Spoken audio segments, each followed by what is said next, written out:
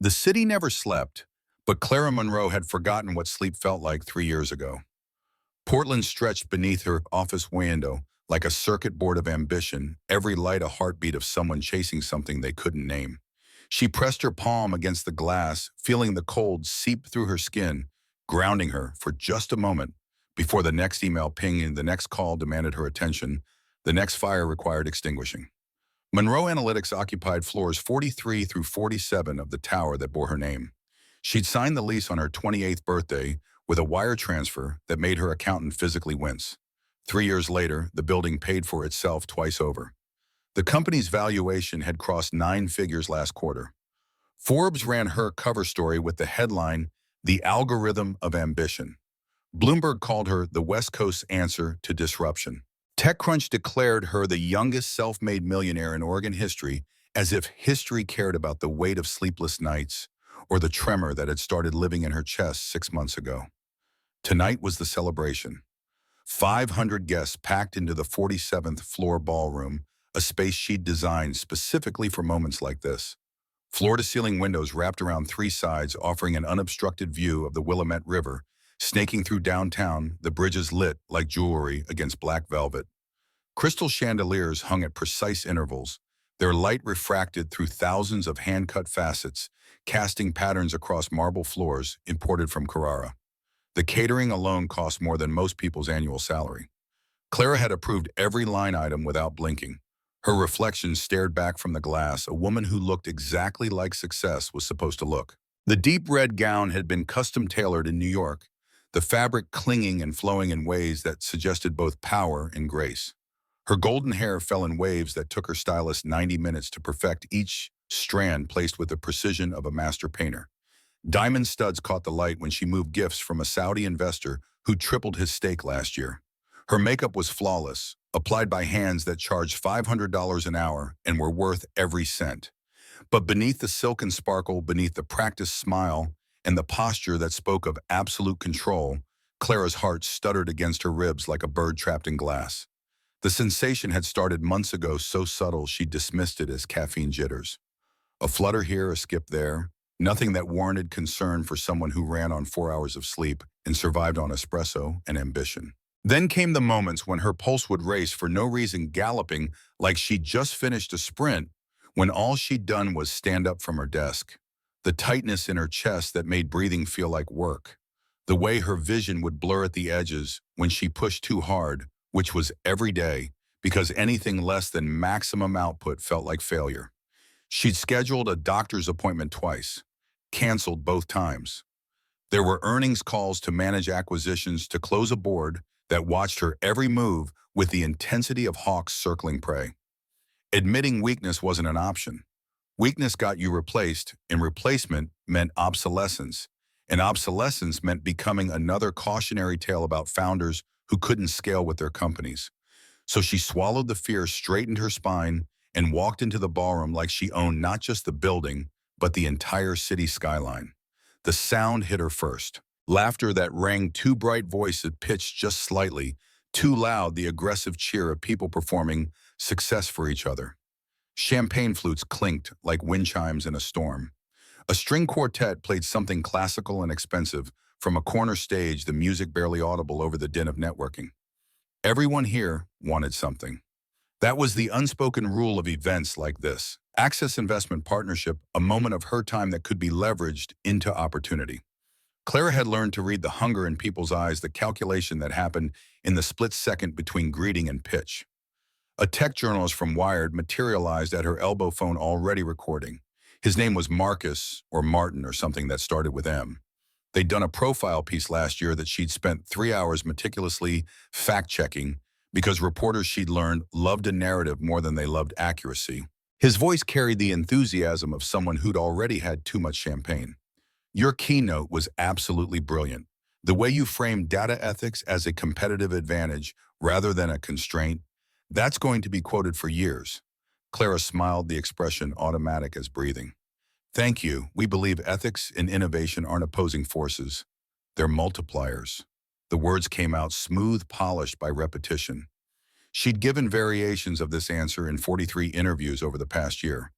Her PR team had crafted the language, tested it with focus groups, optimized it for sound bites. It meant something once. Now it was just another line in a script she'd memorized. Forbes just posted your new cover online. It's already trending. She hadn't known that. Her social media manager usually briefed her on these things, but somewhere between the board meeting and getting dressed, the update had slipped through. Clara pulled out her phone, the screen immediately flooding with notifications. The Forbes cover showed her in a charcoal suit, arms crossed, standing in front of a wall of code projected in blue light. The headline read, "The Monroe Doctrine, How Clara Monroe Built an Empire on Ones and Zeros." The metrics below showed 60,000 shares in 4 hours. It's a powerful image. She wanted to say that the photo shoot had taken 6 hours, that they'd made her stand in heels on a concrete floor until her feet went numb, that the spontaneous pose had been directed by a photographer who'd screamed at his assistant for holding the reflector at the wrong angle. Instead, she nodded graciously and let Marcus or Martin take a selfie with her before he drifted toward the bar. A waiter appeared with a tray of champagne. Clara took a glass she had no intention of drinking. The last thing her racing heart needed was alcohol, but holding it gave her hands something to do, a prop in the performance of celebration. She lifted it when cameras flashed, tilted it toward toasts, set it down on passing trays when no one was looking. The ballroom had been transformed into a vision of corporate opulence. Ice sculptures melted slowly on tables draped in ivory silk. Towers of macarons and petite fours rose like edible architecture. The catering staff moved with choreographed precision, replenishing trays, clearing empty glasses, invisible until needed. Clara had worked events like this once, years ago, when she was putting herself through community college. She remembered the ache in her feet after 8-hour shifts, the way her hands would crack from constant washing, the exhaustion that made her bones feel hollow. She remembered eating leftover canapes in the kitchen at midnight because it was the only real meal she'd get that day. That girl felt like a stranger now. Someone Clara had left behind in the climb upward, a snake shedding skin. Across the room, her CFO was deep in conversation with a venture capitalist from Sand Hill Road. Her head of product was charming a group from Microsoft. Her chief technology officer was demonstrating something on his tablet to representatives from the Department of Defense, a contract they'd been chasing for 8 months. Everyone was working. That was the secret no one told you about success at this level. The performance never stopped. Every smile was calculated, every conversation a potential deal, every moment spent not advancing the company's interests, a moment wasted. Clara's chest tightened, a sudden constriction that made her breath catch. She pressed her free hand against her ribs, subtle enough that no one would notice, and inhaled slowly through her nose. The sensation passed after a few seconds, leaving behind a dull ache that pulsed in time with her heartbeat. She'd felt this before. It would fade. Everything faded if you waited long enough and refused to acknowledge it. Clara Monroe. The voice came from behind, smooth and practiced. She turned to find Richard Thornton, a silver-haired investor who'd been circling Monroe Analytics since Series B. He'd passed on the round, a decision that had probably cost his firm $200 million in returns. Now he showed up at every event trying to find a way back in. Richard's smile showed too many teeth. Incredible turnout. You've really built something special here. We have an exceptional team. Everyone you see tonight contributed to getting us here. The deflection was intentional. Clara had learned early that taking sole credit made you a target. Spreading praise built loyalty and made enemies think twice before attacking. Richard wanted her to brag, to give him something he could use later, a quote about hubris or overconfidence that would seem prescient if the company ever stumbled. His eyes flickered with something that might have been disappointment. I heard whispers about the Series D, $20 million at a $2 billion valuation. Clara sipped the champagne she'd been avoiding buying time. The Series D wasn't public yet. The fact that Richard knew about it meant someone on the cap table was talking, which meant she'd need to have a very direct conversation with her board about confidentiality. Her voice stayed level, pleasant. We don't comment on rumor or speculation. When we have news to share, we'll share it. Of course. Richard's expression shifted, a businessman accepting a boundary. But if you ever want to discuss opportunities for strategic growth, I have your number. She didn't. She blocked it after he'd called 17 times in 1 week during their Series B raise, each message more desperate than the last. But the polite lie ended the conversation, and Richard drifted away to hunt for other opportunities, other founders he could circle like prey. The room pressed in, too many bodies generating too much heat. The air conditioning struggled to keep up, and despite the open space, Clara felt like the walls were shrinking. She needed air. She needed quiet. She needed just 5 minutes where no one wanted anything from her, and she could stop being Clara Monroe, CEO, and just be Clara, the girl who used to fix computers in her garage apartment and dream of building something that mattered. But there were still speeches to give, hands to shake, deals to close. The night had barely started. A photographer from Bloomberg Businessweek positioned her next to the mayor for a photo op. Then the state senator wanted a word about tech policy. Then her head of sales pulled her aside to discuss a whale client who was wavering on renewal. Then another journalist, another investor, another person who looked at her and saw not a human being, but an asset to be leveraged. The chandeliers above began to swim their light, too bright, too insistent. Clara blinked hard, trying to clear her vision. The marble floor beneath her heels seemed to tilt slightly, as if the building itself had shifted. She put out a hand to steady herself against a nearby column, the gesture disguised as casual posture. Exhaustion pulled at her like gravity. When was the last time she'd eaten? Breakfast had been a protein bar at 6 a.m. Lunch was a meeting that ran through the noon hour. She'd planned to grab something before the event, but got pulled into an emergency call with their legal team about patent litigation that one of their competitors had just filed. The champagne sat like acid in her empty stomach. She excused herself from a conversation with a group from Stanford's business school, their eager questions about her entrepreneurial journey fading as she walked toward the elevator banks at the far end of the floor. Just needed to get to her private office on 43, sit down for a moment, maybe eat one of the protein bars she kept in her desk drawer. 5 minutes, that was all she needed. The crowd seemed to part as she moved through it, people unconsciously creating space for her presence. Clara Monroe in motion, purposeful, and directed on her way to somewhere important. No one questioned it. That was another secret of leadership. Move like you know exactly where you're going, and people assume you do. The elevator doors gleamed at the end of a marble corridor, 60 feet away, 50. Her heels clicked against the floor, each step measured and certain. The tightness in her chest returned stronger this time, a fist clenching around her heart. Her pulse hammered in her ears, drowning out the music and conversation behind her. 40 feet, 30. The edges of her vision began to darken, shadows creeping in from the periphery. Clara forced herself to breathe slowly, deeply, tried to remember the meditation techniques some wellness coach had taught her leadership team last year. Box breathing, they called it. In for 4 counts, hold for 4, out for 4, hold for 4. But her lungs wouldn't cooperate, each breath shallow and insufficient. 20 feet. Her hand felt numb around the champagne flute. When had that happened? She looked down and saw her knuckles were white, bloodless, gripping the stem so hard it was a miracle the glass hadn't shattered. She tried to loosen her grip, but her fingers wouldn't respond. 10 feet. The world tilted. Not the building this time, but her entire sense of vertical orientation. The floor and ceiling seemed to switch places for a fraction of a second before snapping back. Clara stumbled, caught herself, kept moving. She was Clara Monroe. She did not collapse at her own party in front of 500 people who'd come to celebrate her success. She did not show weakness. She did not fail. 5 feet. Her free hand reached for the elevator call button, the motion happening in slow motion, each muscle fiber firing in sequence, like dominoes falling. The champagne flute slipped from her other hand. She watched it fall, watched the golden liquid arc through the air. Catching light, watched the crystal tumbler strike marble with a sound like a bell. Breaking. The world went silent, then loud, then silent again. Someone screamed her name, the words stretching and distorting like audio played at the wrong speed. Clara tried to respond, tried to say she was fine, everything was fine, she just needed a moment.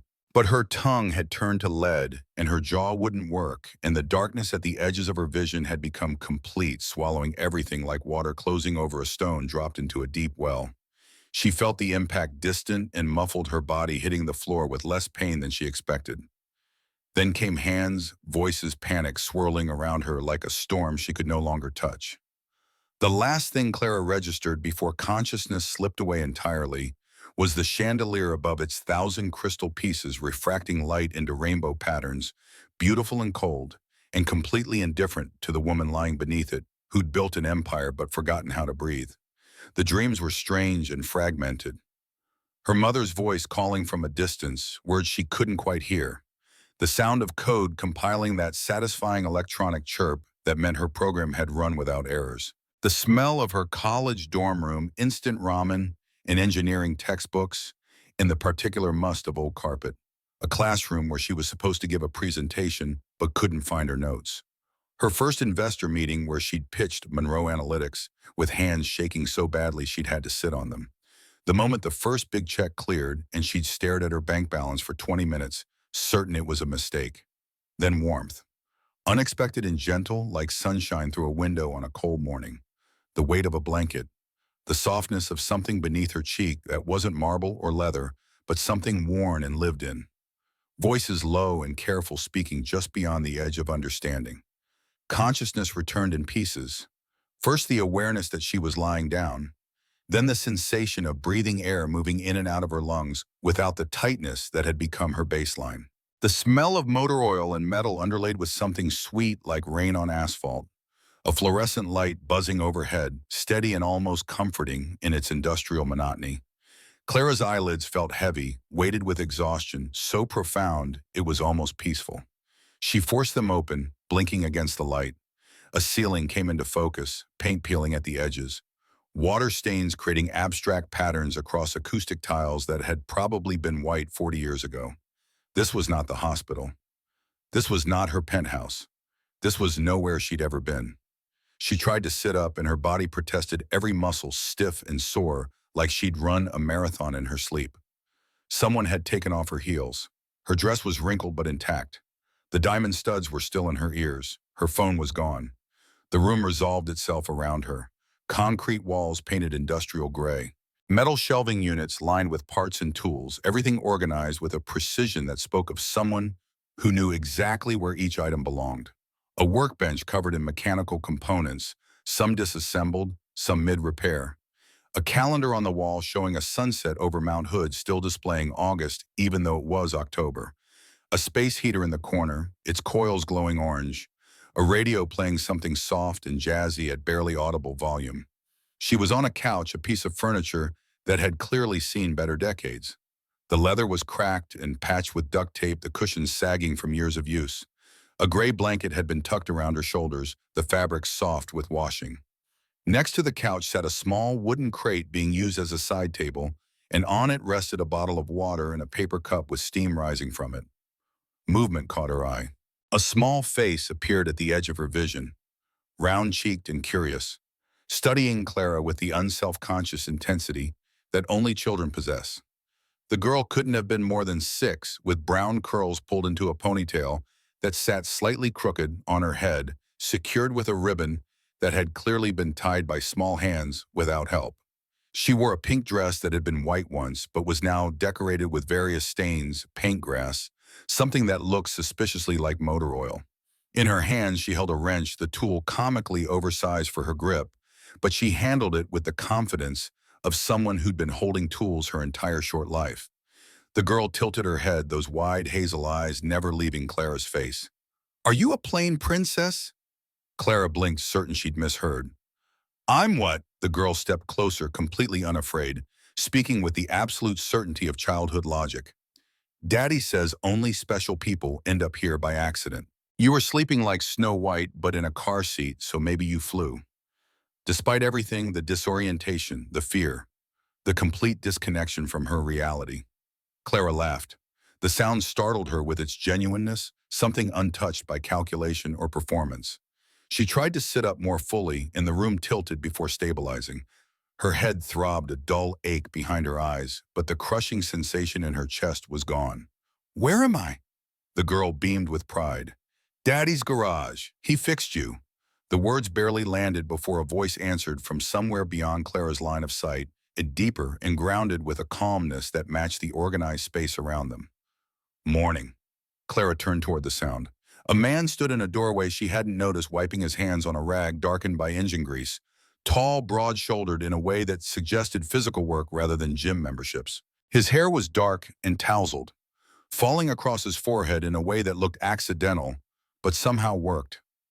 There was a smudge of oil along his jawline, and his flannel shirt had the sleeves rolled up to reveal forearms marked with old scars and fresh grease stains. His eyes, some indeterminate color between gray and blue, met hers with a directness that felt almost confrontational in its lack of pretense. "You fainted." His voice carried no judgment, just statement of fact. "Didn't know your name. No phone, no ID on you. So here we are." Clara searched his face for recognition, for the flash of excitement or calculation that usually appeared when people realized who she was. There was nothing. He looked at her like she was just a person, a stranger who'd needed help, nothing more or less than that. The last clear memory she could grasp was reaching for the elevator button. Everything after existed as disconnected fragments. The sound of glass breaking, gasps from the crowd, her body refusing to respond to commands from her brain. "I was at a party." The words came out slow, uncertain. "Monroe Tower downtown." He nodded, once his expression unchanged. "I was delivering parts to a client in the same building. Place was packed with all these people in fancy clothes. I saw you go down near the elevators." He paused, and his gaze dropped to the floor for a moment before returning to her face. No one moved. They just stared. Some people had their phones out, taking pictures. I figured that wasn't right. Clara stared at him, processing the implication. "And you?" He shrugged, a small, economical gesture. "Couldn't leave you there." 3 words. Simple and devastating in their simplicity. "Couldn't leave you there," or "I wanted to help," or "I thought you might need assistance," or any of the flowery language people used when they wanted credit for basic human decency. Just a statement of something that was for him apparently as natural as breathing. She opened her mouth closed. It had no idea what to say. In Clara's world, no one did anything without an angle, without considering what they'd get in return. Favors were currency. Assistance came with strings. Even kindness was usually a long-term investment in future reciprocity. The man gestured toward the paper cup on the makeshift side table. "Lucy thought you'd wake up hungry. That's instant ramen. Nothing fancy, but it's warm." Clara looked at the cup, steam still curling from it in thin ribbons. A plastic fork stuck out at an angle. The sight of it triggered something unexpected in her chest, an ache that had nothing to do with her heart condition and everything to do with the simple care embedded in the gesture. Someone had made this for her.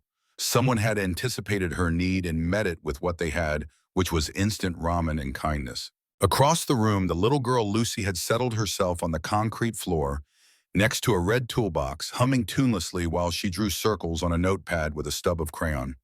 Her world seemed untouched by the complexity of adult concerns, by the weight that made everything Clara did feel like it required calculation and strategy. "Thank you." Clara's voice came out quieter than intended, almost fragile. The man nodded. "People don't always need saving, but they always deserve care." The words hung in the air between them, and Clara felt something shift inside her chest. Not the frightening flutter of her heart misfiring, but something else entirely. A crack in the armor she'd built so carefully over years of teaching herself not to need anyone, not to depend on anything she couldn't control. For the first time since she'd woken, Clara noticed her own reflection in a small mirror hanging on the far wall. Her carefully styled hair had come partially undone, waves falling messily around her face. Her makeup was smudged mascara, creating shadows beneath her eyes that made her look vulnerable and young. The red dress that had cost 3 months of most people's rent was wrinkled and slightly dirty at the hem. She looked nothing like the woman on the Forbes cover. And somehow, sitting in this garage that smelled like honest work and old coffee wrapped in a stranger's blanket, with instant noodles cooling beside her, Clara felt more real than she had in years. The man was watching her with something that might have been concern. "I'm Ethan, by the way. Ethan Cross. And you've met Lucy." Clara. Her own name felt strange on her tongue, stripped of the titles and accolades that usually preceded it. Just Clara. "Nice to meet you, Clara." The simplicity of the exchange, the absolute normalcy of it, made her want to laugh and cry simultaneously. When was the last time someone had introduced themselves to her without knowing who she was, without having Googled her beforehand, without preparing talking points, without angling for something? Lucy looked up from her drawing. Crayon paused mid-circle. "Are you really a princess?" Ethan's mouth quirked slightly, almost a smile. "Luce, we talked about this. Not everyone is royalty, but she was floating. Lucy's logic was unassailable by adult standards, and she has shiny shoes. Clara looked down at her bare feet, her heels presumably somewhere nearby. Even without the shoes, I'm afraid I'm not princess material. Lucy considered this, then shrugged with the philosophical acceptance of childhood. That's okay. Princesses are just regular people who need rescuing anyway. Daddy says everyone needs help sometimes, out of the mouths of children. Clara wondered what her board would think of that particular piece of wisdom. In the world she'd built, needing help was synonymous with weakness. You were supposed to be self-sufficient, independent, capable of handling any challenge thrown at you without breaking stride. Asking for assistance was admitting failure. But she had failed, hadn't she? Her body had literally shut down in the middle of her victory party, had refused to perform the way she'd demanded, had staged a rebellion she couldn't override with willpower or strategic planning. And here she was rescued by a mechanic and his daughter who didn't know her name and didn't care about her net worth, and had helped her anyway because apparently that's what human beings did when they still remembered how to be human. Clara reached for the ramen, her hands shaking slightly. The cup was warm against her palms. She lifted it, smelled the artificial flavoring, an MSG that probably violated every dietary guideline her nutritionist had ever given her, and took a sip. The broth was too salty, too processed, too real. It tasted like the meals she'd eaten in college when her budget was $15 a week and ramen was a luxury compared to skipping dinner entirely. It tasted like a memory of being broke and hungry and convinced she'd change the world if someone just gave her a chance. It tasted like before. Ethan had moved back to his workbench, giving her space without making it obvious. He picked up some component Clara couldn't identify and examined it with the focused attention of someone who understood systems, who knew that complex machines were just collections of simpler pieces that had to work in harmony. His hands moved with practiced confidence, testing connections, checking tolerances, solving problems through methodical investigation rather than panic. Lucy abandoned her drawing and wandered over to Clara, or climbing onto the couch with the fearlessness of a child who'd never learned to be afraid of strangers. She carried her notebook, now covered in various shapes and scribbles that might have been anything or nothing. I drew us. She held up the page proudly. Clara looked at the stick figures rendered in crayon. One tall figure with yellow scribbly hair and a long red triangle for a dress. One smaller figure with brown curls and what might have been a tool belt. One medium-sized figure with dark, messy hair holding something that could have been a wrench or possibly a lightsaber. That's beautiful. And Clara meant it. There was something about the simple joy in Lucy's creation, the absolute confidence that her art was worthy of sharing, that made Clara's throat tight. That's you, and that's me, and that's Daddy. Lucy pointed to each figure in turn. And that's our flying car. Clara squinted at the shape between the figures, which she'd assumed was a table or possibly a very abstract dog. A flying car. It doesn't work yet. Lucy spoke with the pragmatic optimism of someone who believed all problems were eventually solvable. But Daddy says if we keep trying, we can make anything work. From the workbench, Ethan's voice carried over. Within the laws of physics, Luce, we've talked about this. But planes fly, and they're just cars for the sky. Planes have wings and engines specifically designed for flight. So we add wings. And an engine that can generate enough thrust to overcome gravitational force. Lucy paused, considering this. Can we use a bigger battery? Ethan looked up, and Clara caught the expression on his face. Love and exasperation and pride, all mixed together in the way parents look at their children when those children are simultaneously brilliant and exhausting. That's actually not a terrible idea for a small-scale model. See, Lucy turned back to Clara triumphantly. Flying car. Clara found herself smiling, genuinely smiling for the second time in as many minutes. That's 2 more times than she'd smiled authentically in the past month. You're going to build amazing things. I'm going to be an engineer like Daddy. Lucy said it with the absolute certainty of childhood ambition before the world taught you to doubt yourself or calculate the odds of success. I'm going to fix everything that's broken. That's a good goal. What do? The question was innocent, casual, the kind of thing children asked without agenda. But it stopped Clara cold. What did she do? She ran a company. She managed investors. She oversaw teams and strategies and growth metrics. She built algorithms that processed data and generated insights that other companies paid millions to access. She appeared on magazine covers and keynote stages and cable news programs to talk about innovation and disruption and the future of technology. But what did she actually do? I work with computers.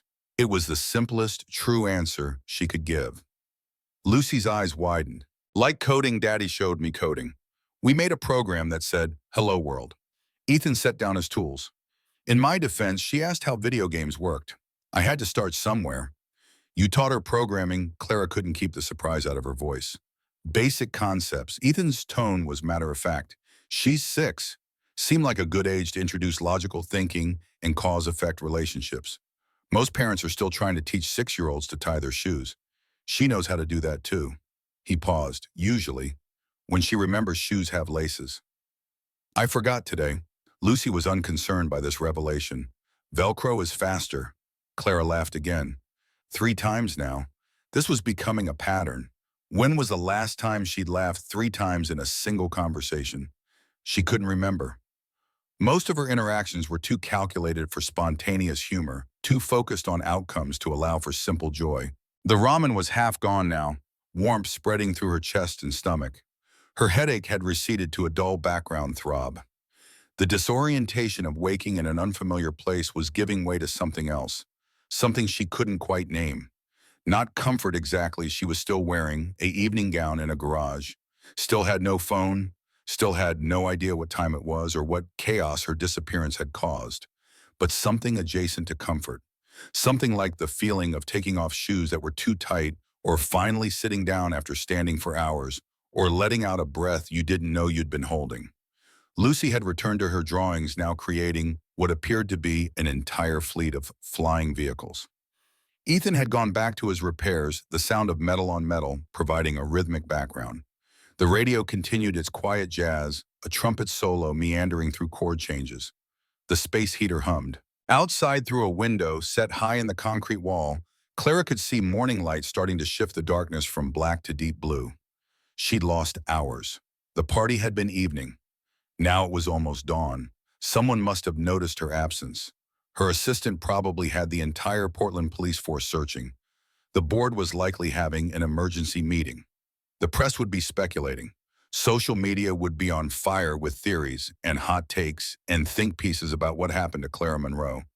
And sitting here in this garage, wrapped in a borrowed blanket, eating instant ramen, while a 6-year-old drew flying cars, Clara found that she didn't care.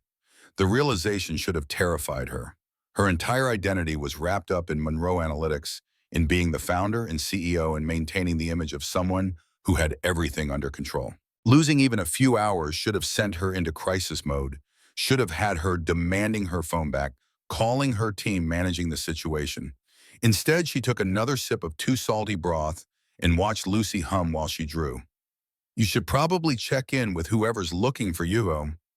Ethan spoke without looking up from his work, but his tone suggested he'd been tracking the same train of thought. "Your phone's in the drawer there if you want it." I turned it off. It was blowing up. Clara looked at the metal desk drawer he'd indicated. Her phone was in there, along with presumably her dignity and the carefully constructed version of herself that existed in the digital world. She should retrieve it. She should turn it on. She should start doing damage control. She took another bite of noodles instead. "Do you do this often?" The question came out before she could reconsider it. Rescue people from fancy parties. First time, actually. Ethan fit 2 components together, testing the connection. "Usually I just deliver parts and leave, but you looked like you needed help, and everyone else was more interested in getting a video for their social media than actually checking if you were okay." "That sounds about right." His hands paused. "You know them?" The people at the party. Clara considered the question. She knew their names, their titles, their companies. She knew who was worth courting and who was worth avoiding. She knew the power dynamics, the alliances, the feuds. But did she know them? Not really. Not in any way that mattered.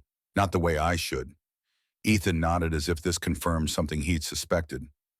"I grew up in a small town in eastern Oregon, place called Joseph up in the Wallowas, population around 1,000. Everyone knew everyone. Your business was their business.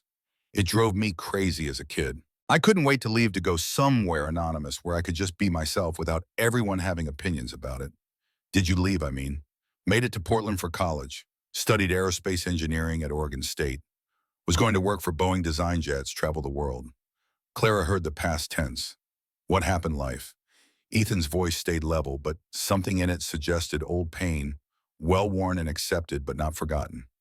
My mom got sick, cancer. I came back to help take care of her. Then Lucy's mom got pregnant. Then mom died. Then Sarah Lucy's mom died in childbirth. Complications no one saw coming. The words landed with the weight of tragedies Clara couldn't fathom. Her problems were spreadsheets and board meetings and market pressures.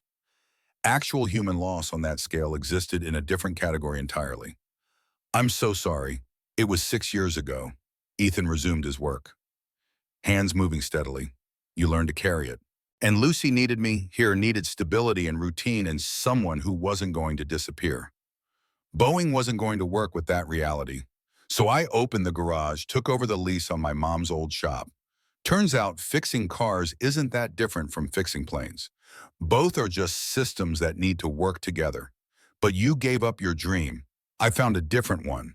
He glanced over at Lucy, who was now making engine noises while flying her crayon across the page.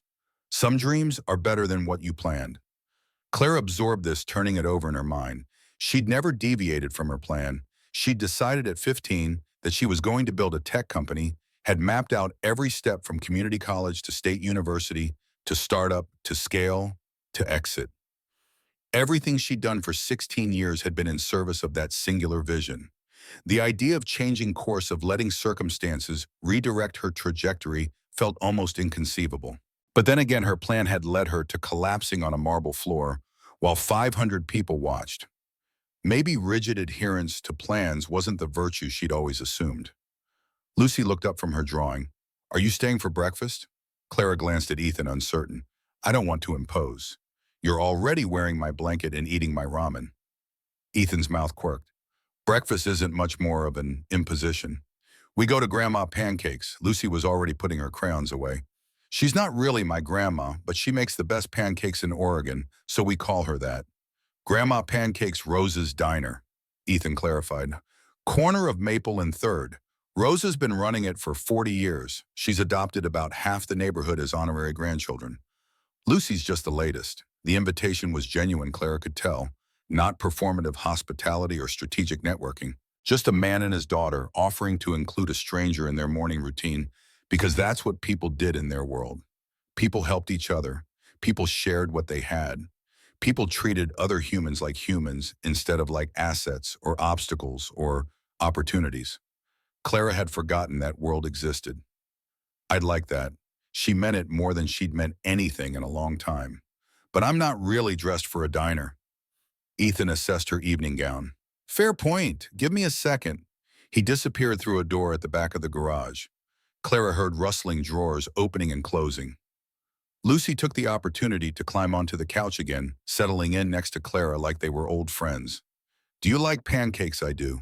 Grandma Pancake puts smiley faces in them with chocolate chips.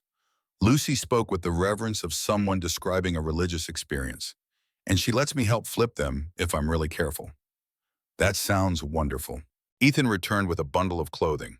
Sweatpants, a t-shirt from some 5K charity, run a hoodie. All clean but clearly worn, the kind of comfortable clothes people actually lived in rather than the designer pieces that filled Clara's closet. Bathroom's through there. It's not fancy, but the water's hot. Thank you. Clara stood, the blanket falling away. Her legs were steadier now, the ramen having apparently provided enough calories to get her basic systems functioning. She took the clothes and headed for the door Ethan had indicated. The bathroom was small and utilitarian. White subway tiles, a toilet, a sink with a mirror above it, marked with toothpaste spatters, a shower with a curtain that had cartoon whales on it. Lucy's work, presumably. A rubber duck sat on the edge of the tub. The towels were mismatched. The soap was plain drugstore brand. Everything was clean but lived in, used real. Clara caught her reflection in the spotted mirror. Without the careful styling and professional makeup, without the armor of designer clothes and perfect posture, she looked young and tired and strangely vulnerable. She looked like the girl who'd worked 3 jobs to pay for community college. She looked like the person she'd been before she became Clara Monroe CEO, back when she was just Clara, a kid from a broken home who was good with computers and convinced she could outwork anyone if she just tried hard enough. She splashed water on her face, washing away the remnants of last night's makeup, found a hair tie on the counter, and pulled her hair into a simple ponytail. Changed out of the evening gown and into Ethan's clothes, which hung loose on her frame but smelled like laundry detergent and fresh air. Folded the red dress carefully, even though it would need professional cleaning to have any hope of recovery. When she emerged, Lucy clapped her hands. "You look normal now," out of the mouths of children. Ethan's expression suggested he was trying not to smile. Normal felt better than Clara had expected. She hadn't been normal in years. She'd been successful, powerful, admired, feared, respected, everything except normal. And standing here in borrowed sweatpants in a garage in a part of Portland she'd never visited, she realized how much she'd missed it. Ready, Ethan grabbed a jacket from a hook by the door. Lucy was already pulling on her coat, a puffy pink thing with a broken zipper that she'd secured with safety pins. She hopped on one foot while trying to get her shoe on the other, a maneuver that seemed designed to maximize difficulty. "Need help, Luce? I got it." She did not in fact have it. Ethan bent down and helped her tying the laces with the practiced efficiency of someone who'd done this 1,000 times. Lucy immediately tried to sprint for the door, and he caught her by the hood. "Slow down, speed demon. The world's not going anywhere." "But the pancakes are calling me." "Pancakes don't have phones. They have syrup telepathy." Ethan looked at Clara with an expression that clearly said, "This is my life." And Clara found herself grinning because this apparently was what parenting looked like when you actually spent time with your kid instead of hiring people to raise them for you while you focused on quarterly earnings. They stepped out into the morning. The air was cool and clean, carrying that particular quality of Pacific Northwest autumn, where everything smelled like rain, even when it wasn't currently falling in. The garage sat on a quiet street in a residential neighborhood, houses with small yards and cars that had seen better years parked in driveways. A complete contrast to the glass towers and marble lobbies of Clara's usual environment. Ethan's truck was a Ford from sometime in the 90s, blue paint faded to something between sky and steel. Lucy climbed into the back seat, secured in a booster seat with the practiced efficiency of routine. Clara took the passenger seat, noting the fast food wrappers in the cup holder, the air freshener hanging from the rearview mirror, shaped like a pine tree, the crack across the windshield that someone had tried to seal with clear tape. The radio came on when Ethan turned the key, some classic rock station playing a song Clara vaguely recognized from her teenage years.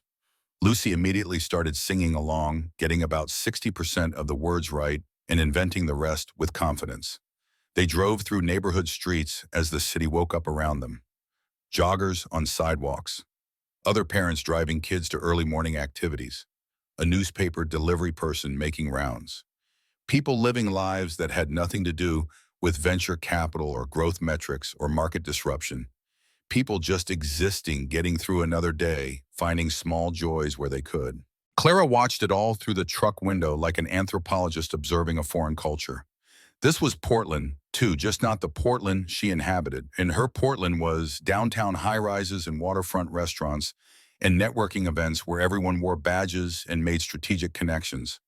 This Portland was neighborhoods and corner stores and people who knew their neighbors' names. Rose's Diner appeared exactly as Lucy had described, a modest building with mint green paint chipped at the corners and a neon sign in the window that buzzed faintly. The parking lot held maybe a dozen cars, all of them practical vehicles for practical people. Ethan pulled into a spot near the entrance and killed the engine. Ready for the best pancakes in Oregon. Lucy was already unbuckling herself, ready. They crossed the parking lot together, Lucy skipping ahead before Ethan called her back to hold his hand. The bell above the door chimed when they entered, a bright, cheerful sound that announced their arrival. The interior was exactly what Claire expected: vinyl booths, a long counter with spinning stools, checkered floor tiles, walls covered in photos and newspaper clippings documenting 40 years of community life. The smell of coffee and maple syrup and bacon grease hung in the air like incense. Behind the counter stood a woman who could only be Rosa, probably in her 60s, with steel gray hair pulled into a no-nonsense bun, wearing a floral apron over jeans and a Portland Trailblazers t-shirt. She looked up when the bell rang, and her face split into a wide grin. Well, look who finally brought company, taller than 3 feet. "Morning, Rosa." Ethan guided Lucy toward their apparent usual booth by the window. Rosa's sharp eyes took in Clara with the assessing gaze of someone who'd seen everything twice and wasn't impressed by much. Then her expression softened into something warm. Honey, if you can survive Ethan's cooking, you deserve a medal and a full breakfast on the house. I make perfectly adequate food. Ethan was already helping Lucy out of her coat. You make toast and ramen. Rosa came around the counter, coffee pot in hand. That's 2 items. I make 100 items. We're not the same. She poured coffee into mugs at their table without asking, the gesture automatic from years of muscle memory. Then she pulled out a notepad, even though Clara suspected she didn't actually need it. Usual for you too? Yes, please. Lucy was already pulling crayons from a basket on the table the restaurant apparently stocked for her visits. Rosa turned to Clara. And for you, honey? Clara looked at the laminated menu prices that would have seemed expensive when she was in college, but now seemed almost quaint. What do you recommend? Everything's good, but if you want the real Rosa experience, get the lumberjack special. Pancakes, eggs, bacon, hash browns. Enough food to fuel actual lumberjacking. That sounds perfect. Rosa wrote nothing down, just nodded. You got good taste, be up in 10. She departed toward the kitchen, leaving them in the booth with morning light streaming through the window. Lucy had already started drawing on her paper placemat, creating what appeared to be a very detailed rendering of a pancake with wings. Ethan wrapped his hands around his coffee mug, looking comfortable in a way Clara envied. This is our Saturday tradition. Has been since Lucy was old enough to sit in a high chair without immediately trying to escape. Every Saturday without fail. Well, once we missed because Lucy had the flu. Rosa sent us takeout anyway. She sounds wonderful. She is. Ethan sipped his coffee. Neighborhood institutions like this are getting rarer. Most places like Rosa's can't compete with chains and delivery apps. But Rosa keeps going because people here need it. It's not just the food, it's the community. Clara thought about the restaurants she frequented. Trendy downtown spots where reservations required a month's notice and celebrities hid behind expensive wine lists. Places where the food was art and the atmosphere was performance, and no one went twice because there was always somewhere newer and more exclusive to try. When was the last time she'd been a regular anywhere? When was the last time someone knew her order without asking? The answer was before. Before Monroe Analytics, before success, before she'd become someone who ate at restaurants instead of diners. Back when she was a broke college student who survived on dollar menu items and the occasional splurge at places exactly like this. Rosa returned with orange juice for Lucy and refilled their coffee. A few minutes later came the food stacks of pancakes taller than Lucy's head, eggs cooked perfectly, bacon that crackled, hash browns that were golden and crispy, and probably contained enough butter to horrify Clara's nutritionist. Grandma Pancake, you made extra chocolate chips. Lucy's eyes were wide with joy. Couldn't help myself, baby girl. Rosa winked. Eat up before it gets cold. Clara picked up her fork and cut into the pancakes. The first bite was transcendent in its simplicity. This wasn't molecular gastronomy or farm-to-table innovation. This was just really good diner food made by someone who'd perfected their craft over decades, served with care instead of pretension. Oh, wow, Ethan smiled. Told you. Best in Oregon. They ate in comfortable silence, the kind that didn't require constant conversation to avoid awkwardness. Lucy focused on drowning her pancakes in enough syrup to create what she called a syrup ocean, then spent several minutes trying to build a dam out of bacon. Ethan alternated between his own food and cutting Lucy's pancakes into bite-sized pieces before she inevitably asked for help. Clara watched them, this small family unit functioning with the easy coordination of people who'd learned each other's patterns. The way Ethan automatically moved the syrup closer when Lucy reached for it. The way Lucy handed him the butter without being asked because she'd seen him looking for it. Small gestures of attention and care that had nothing to do with grand romantic notions and everything to do with simply paying attention to the people you loved. Her parents had divorced when Clara was 8. Her father had disappeared into a new family in California. Her mother had worked at 2 jobs and still barely made rent, leaving Clara to raise herself in an apartment complex where gunshots were background noise.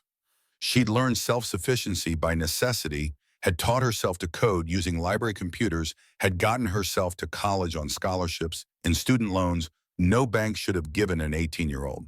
She'd built her entire identity around not needing anyone, around being independent and self-made, and proof that you could succeed through pure willpower and intelligence, even if you started with nothing.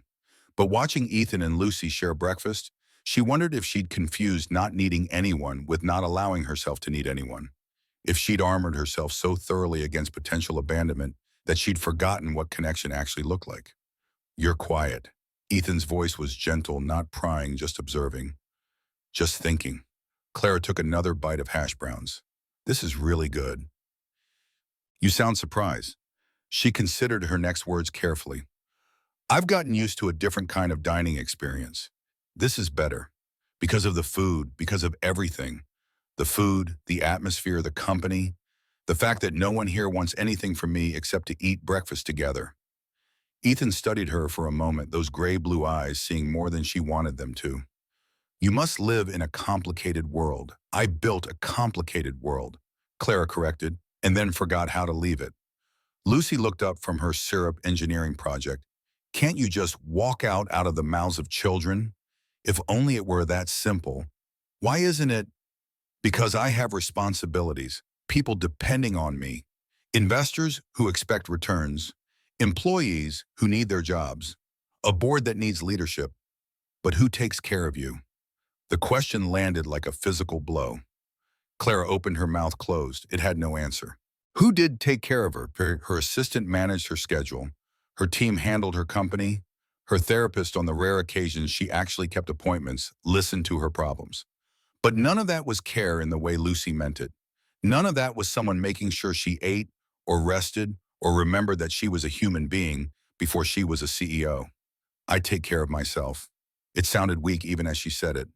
"But Daddy says that's the hardest way." Lucy returned to her pancakes with the philosophical satisfaction of someone who just solved a complex problem. Rosa came by to refill coffee and check on their meals. She paused when she saw Clara's expression. "Everything okay, honey?" Clara blinked back, unexpected moisture in her eyes. "It's perfect, thank you." Rosa patted her shoulder, a brief gesture that somehow communicated both understanding and acceptance. "You need anything, you just holler." As the older woman walked away, Ethan spoke quietly. "Rosa lost her husband 20 years ago. Heart attack. He was 43, healthy as far as anyone knew. Just went to bed one night and never woke up. She's been running this place alone ever since. When people ask her why she doesn't retire, she says the diner is what keeps her going. The routine, the community, the purpose." He took a sip of coffee before continuing. "She told me once that after Dan died, she spent 6 months just going through the motions. Waking up, opening the diner, cooking, closing, going home to an empty house. She was alive but not living. Then one day a kid came in, maybe 7 years old, with $1 in quarters. Said it was all the money he had and asked if it was enough for pancakes because it was his birthday and his mom was working a double shift. Rosa made him a stack this high. Ethan gestured, didn't charge him, even sent him home with a slice of pie. Kid's face lit up like Christmas morning. He paused and Clara realized she was holding her breath. Rosa said that was the moment she remembered why the diner mattered. Not for her, but for everyone else. For the kid with quarters, for the single parents working double shifts, for people who needed a place that felt like home when home was complicated. She said the diner gave her a reason to get up in the morning, and that reason saved her life. "Why are you telling me this?" "Because you have that same look," she described. "Like you're going through the motions of a life that stopped feeling like yours somewhere along the way." Clara set down her fork, appetite suddenly gone despite the delicious food. "Am I that obvious?" "Only if someone's paying attention." Ethan's voice held no judgment. Most people don't actually look at each other anymore. They look at screens, or through people, or at whatever version of someone they have decided is true. But I've learned to actually see people. Comes from trying to figure out what's wrong with machines.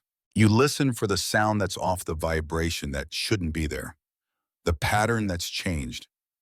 People aren't that different. They all make sounds when something's wrong. Most just don't have anyone listening.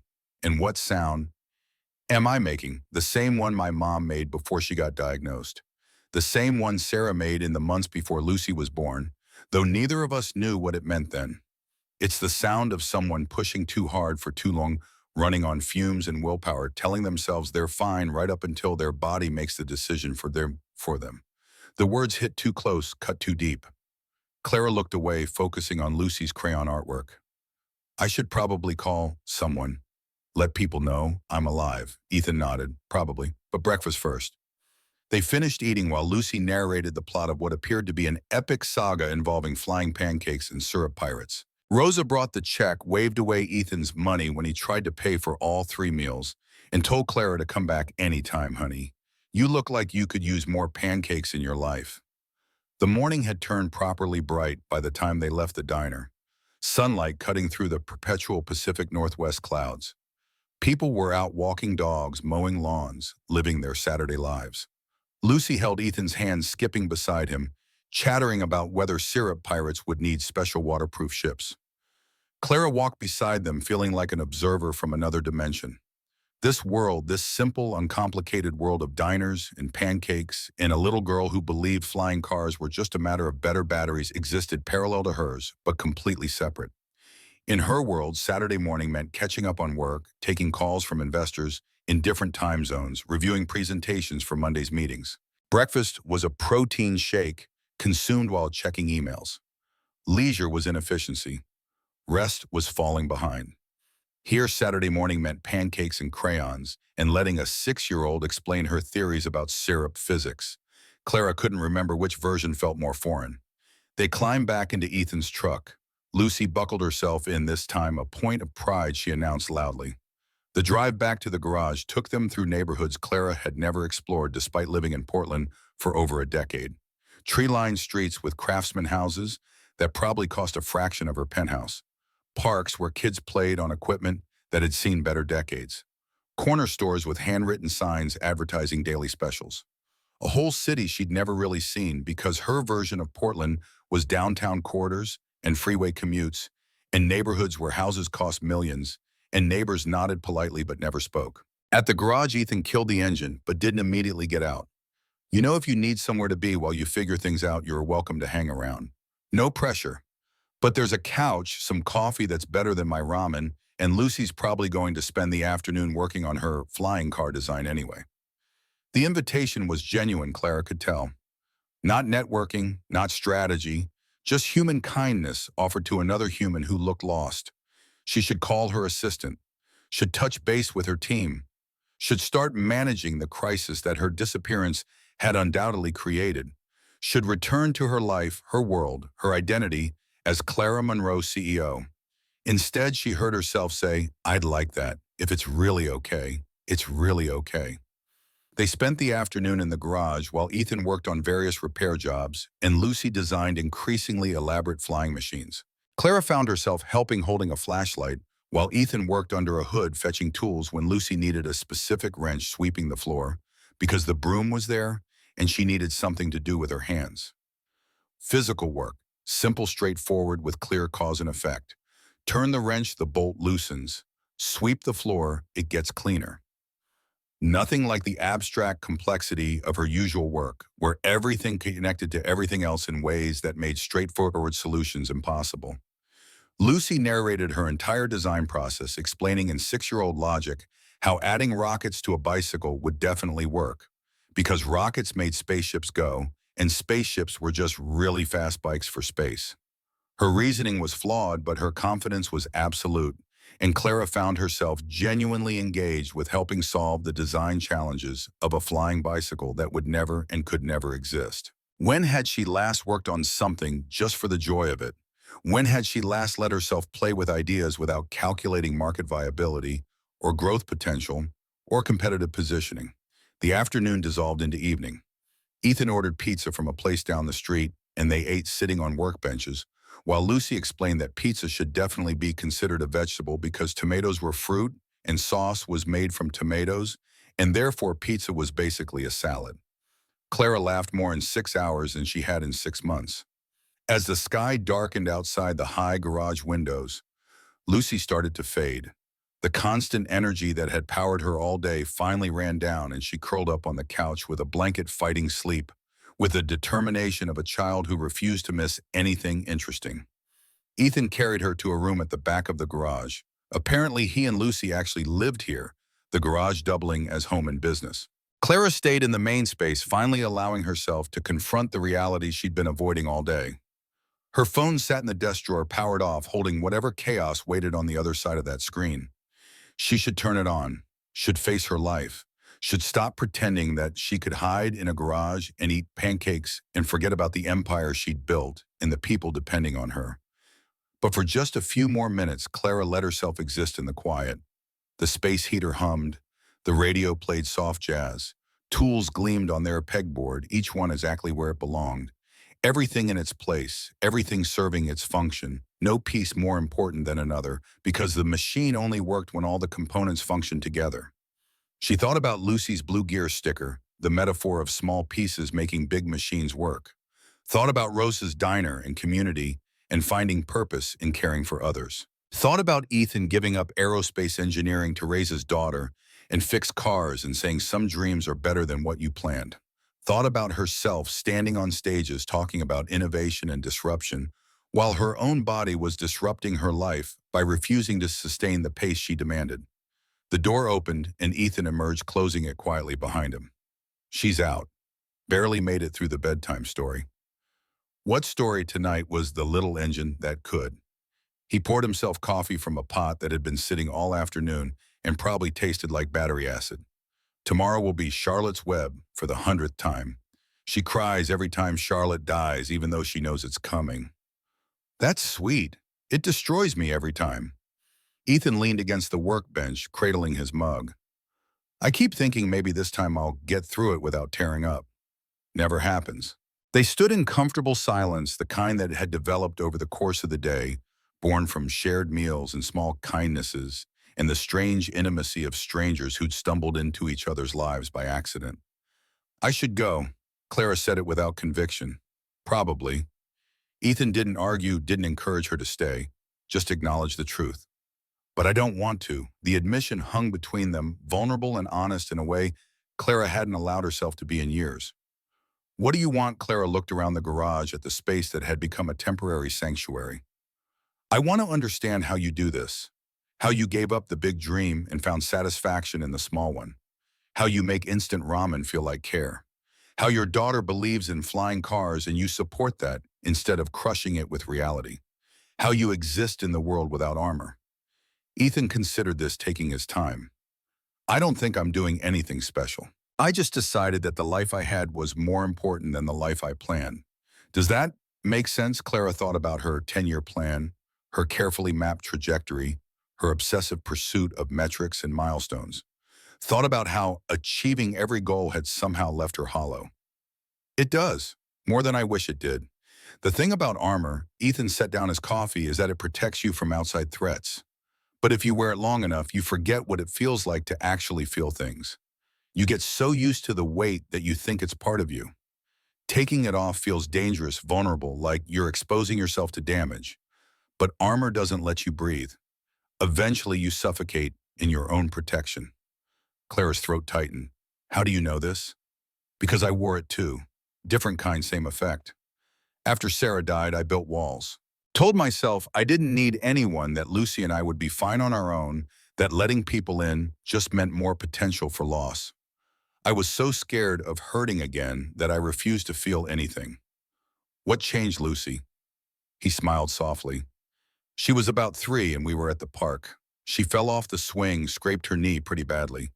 She came running over crying, and I did my usual thing, cleaned the wound, put on a bandage, told her she was tough, and she'd be fine.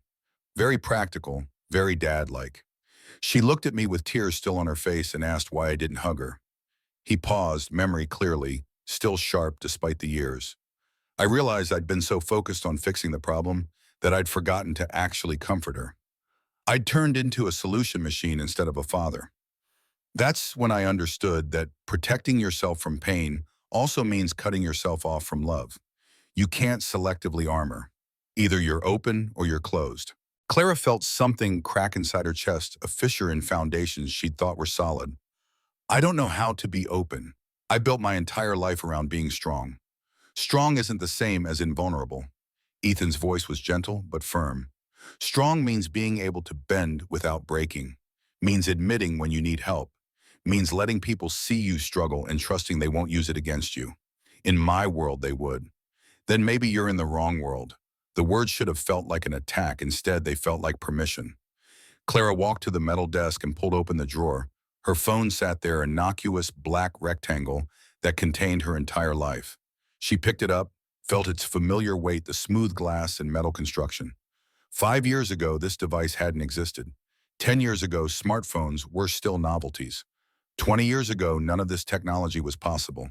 But here it was, evolving so fast that last year's models became obsolete, each generation more powerful and connected than the last. Everyone walking around with supercomputers in their pockets, able to access all human knowledge instantly, and somehow lonelier than ever before. She powered it on. The screen lit up and immediately started vibrating with incoming notifications. Messages stacked so fast the list scrolled itself. Emails, calls, texts, app alerts, social media mentions, news alerts. Hundreds of them. Thousands maybe. Clara watched the number climb, each one representing someone who wanted her attention, her response, her time. The first call came from her assistant, then her CFO, then her head of operations, then her PR director. The phone buzzed against her palm like a trapped insect trying to escape. Clara looked at the garage around her, the peaceful space with its organized tools and soft jazz and sleeping child in the back room. Looked at Ethan, who was watching her with something like understanding, but making no move to influence her choice. She powered the phone back off. Not forever. She needed to face her life eventually. But not tonight. Tonight she wanted to exist a little longer in a space where she was just Clara, not a CEO, not a founder, not a figurehead or asset or brand. Just a person who'd collapsed and been helped by a stranger and spent a perfect day eating pancakes and learning about flying cars. The phone went dark and silent. Ethan nodded slightly, asking nothing. "Can I stay?" Clara's voice came out, smaller than she intended. "Just for tonight. I'll deal with everything tomorrow." "Of course," Ethan moved toward the back room. "I'll get you some actual bedding. The couch is comfortable enough once you add some real pillows." He disappeared and Clara stood alone in the garage. Through the high window, she could see stars beginning to appear. Real stars visible despite the city lights, because this neighborhood wasn't downtown and didn't have the light pollution that drowned out celestial bodies. When was the last time she'd seen stars? Ethan returned with sheets, a pillow, a better blanket.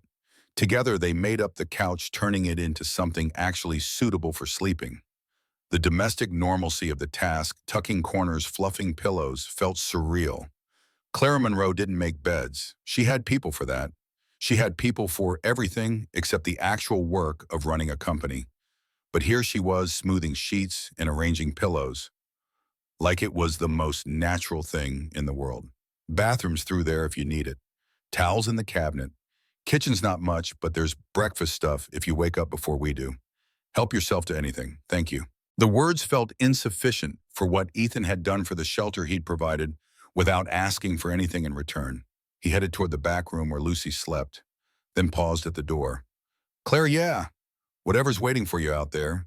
He gestured vaguely toward the world beyond the garage. "You don't have to face it alone if you don't want to. I know we just met, and this probably all seems crazy, but Lucy and I have space in our lives for people who need it. Just so you know." Then he was gone, door closing quietly behind him, leaving Clara alone with the crushing weight of kindness from strangers who had no reason to care about her, but apparently did anyway. She sat on the couch, springs creaking beneath her weight. The space heater cast orange light across the concrete floor. Jazz drifted from the radio, a piano solo meandering through changes in a minor key that felt melancholy and beautiful. Outside, the city hummed with its perpetual motion, thousands of people living their lives, chasing their dreams, building their own versions of success. Clara had been so certain she knew what success meant, had pursued it with single-minded intensity for 16 years, had sacrificed relationships, health, simple pleasures, everything that made life worth living in service of building something impressive. And she'd succeeded. Monroe Analytics was impressive by every metric that mattered to the world she inhabited. Valuation, growth, market position, press coverage, investor enthusiasm. She'd built exactly what she set out to build. So why did it feel like she'd lost something essential along the way? Like she'd traded her humanity for achievement and only now realized the price was too high. Clara pulled out the phone one more time, powered it on just long enough to open her photos. scrolled past screenshots of presentations and graphs and meeting notes until she found the personal folder she hadn't opened in months. There, buried beneath layers of professional documentation, were pictures from before. Clara in her community college graduation gown, grinning despite the institutional dreariness of the ceremony. Clara and her roommate from State University, both of them exhausted after finals, celebrating with gas station hot dogs. Clara in her first apartment, bare walls and thrift store furniture, holding her first paycheck. Clara at her company's launch party, the real launch, not the fancy event last night, but the original one, in a rented room above a coffee shop with 30 people and cheap wine. She looked happy in those photos, tired and stressed and uncertain about the future, but happy. Actually smiling, not performing. Eyes bright with possibility rather than calculation. When had she stopped being that person? Clara powered off the phone again this time, removing the SIM card and battery for good measure. Tomorrow was for dealing with consequences. Tonight was for remembering what it felt like to just exist without the weight of expectations. She arranged herself on the couch, pulled the blanket up, turned off the space heater. The darkness was complete except for ambient light filtering through the high window. The garage settled into nighttime sounds, the building creaking as temperature dropped, wind whistling through gaps, the distant sound of cars passing on some faraway street. Clara closed her eyes and for the first time in years fell asleep, not because her body finally gave up fighting exhaustion, but because she actually felt safe enough to rest. She woke to sunlight and the smell of coffee. For a disoriented moment, Clara couldn't remember where she was, her subconscious expecting either her penthouse bedroom or a hospital room. Then memory returned, the garage, Ethan and Lucy, the decision to stay. Sounds came from the back room, Lucy's voice bright and cheerful. Ethan's deeper tone amused by something. The clatter of dishes, morning routine unfolding with the comfortable chaos of family life. Clara sat up, the blanket pooling around her waist. Her body felt different, rested in a way that transcended simple sleep. Like she'd been carrying tension for so long, she'd forgotten what relaxation felt like. And now her muscles remembered and were grateful for the chance to just be. She checked the time on an old clock hanging on the wall. 7:30 on Sunday morning. In her normal life, she'd already have been awake for 2 hours working through emails, reviewing documents, preparing for Monday. But here 7:30 felt luxuriously late, the morning still young and full of possibility. The bathroom door opened and Lucy emerged wearing pajamas covered in astronauts and spaceships. She spotted Clara and lit up. "You're still here. I thought you might be a dream." "Still here," Clara smiled. "Good morning, it's Sunday," Lucy announces this with the gravity of important news. "We go to the street fair on Sundays. There's always cool stuff. Last week there was a lady making balloon animals, and she made me an octopus with 8 actual legs." Ethan appeared behind his daughter, already dressed in jeans and a flannel shirt. "Morning, coffee's ready if you want it." Clara stood, folded the blanket, feeling oddly self-conscious in her borrowed clothes. "I should probably get going. I've imposed on you enough." "You haven't imposed." Ethan moved to the small kitchen area, poured coffee into a mug that said, "World's okayest dad. But if you need to leave, I can give you a ride wherever you need to go." There it was, the decision point.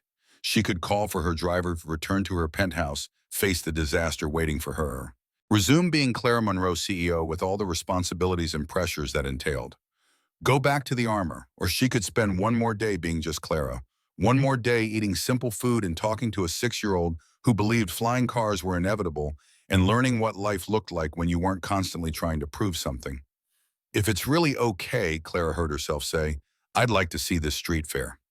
Lucy actually jumped a full vertical leap of excitement. "Yes, we can get you a balloon animal. What kind do you want?" "I recommend anything with tentacles, because they're the coolest." Noted. Tentacles are cool. They left the garage an hour later after breakfast that consisted of eggs scrambled in a pan that had seen better days and toast from a toaster that only worked if you hit it at a specific angle. Lucy wore her usual ensemble of mismatched clothes that suggested she dressed herself, which she proudly announced she did because she was almost 7 and practically grown up. The street fair occupied several blocks in a neighborhood Clara had never visited. Vendors set up tables selling everything from handmade jewelry to vintage records to baked goods that smelled like cinnamon and possibility. A busker played guitar on one corner, his case open for donations, singing covers of classic rock songs with more enthusiasm than technical skill. Kids ran between booths, parents chasing after them with varying degrees of success. Dogs on leashes sniffed each other and wagged tails. People laughed, argued, prices sampled, food lived. Lucy grabbed Clara's hand, pulling her toward a booth selling what appeared to be wind chimes made from recycled materials. The vendor, an older woman with paint-stained fingers, explained how each chime was made from different objects. Old silverware, beach, glass, metal, scraps from manufacturing. Clara found herself actually interested. Not networking interest, not strategic interest, but genuine curiosity about the creative process. How did you decide which materials work together? The woman smiled, clearly delighted by the question. It's all about listening. Each piece has its own voice, its own tone. You have to pay attention and find the combinations that harmonize instead of clash. Like people, really. The right mix creates something beautiful. The wrong mix just makes noise. They moved through the fair, stopping at random booths because Lucy wanted to see everything. A man selling abstract paintings explained his technique of letting paint drip naturally rather than controlling every stroke. A teenager demonstrated how she made friendship bracelets with patterns that represented different emotions. An elderly craftsman showed them wooden puzzles he'd carved, each piece fitting together in ways that seemed impossible until he demonstrated. Ethan walked beside them, hands in his pockets, occasionally pointing out vendors he knew or foods Lucy might like. He didn't rush them, didn't check his watch, didn't show any sign that he had better things to do. This was his Sunday, and he was spending it walking slowly through a street fair with his daughter and a stranger they'd rescued. Clara couldn't remember the last time she'd moved through the world without agenda. Every event she attended had purpose. Every conversation had potential value. Every interaction was measured against its return on investment. But here the only point was experiencing the moment. Seeing what Lucy wanted to see, tasting what smelled good, stopping when something caught attention. They passed a portrait artist, an elderly man with a white beard that curled over his flannel collar hands stained with charcoal. His setup was simple, an easel paper, a sign advertising, "Quick portraits, $5. Lucy stopped dead in her tracks. "Can we, please?" Ethan looked at Clara, checking if she was okay with it. She nodded. "Why not?" Lucy clapped her hands. "All three of us." The artist smiled, gesturing to the bench in front of his easel. "Sit, sit. This won't take long." They arranged themselves somewhat awkwardly, Ethan on one end, Lucy in the middle, bouncing with excitement, Clara on the other end, feeling strangely nervous about having her portrait drawn. The artist studied them with the focused attention of someone who'd spent decades learning to really see people. "Natural poses, please. Don't think about it too much. Just be." Clara had spent years training herself to think about poses, about angles, about which expression conveyed confidence and approachability while still maintaining authority. The idea of not thinking of just being felt foreign and slightly terrifying. Lucy immediately started talking because sitting still was apparently physically impossible for her. "Are you going to draw our souls? I read a book where portraits captured people's souls and they lived in the painting forever." "This is just a regular drawing," Ethan assured her. "But what if it's magic and we don't know?" "Then I guess we'll find out together." The artist's pencil moved across paper. Quick, confident strokes that suggested muscle memory honed over decades. Clara found herself relaxing despite her intention to maintain composure. Lucy's endless chatter created a soundtrack that made self-consciousness difficult. She told stories about the flying car designs she'd been working on, about the time she thought she could teach the neighbor's dog to fly by attaching balloons to it. Experiment had failed, but dog was fine about how daddy once made breakfast so bad that the smoke alarm went off and they had to eat cereal instead. Ethan interjected occasionally to correct the more creative embellishments, but mostly let Lucy narrate their lives with the dramatic flair of someone who believed every moment was story-worthy.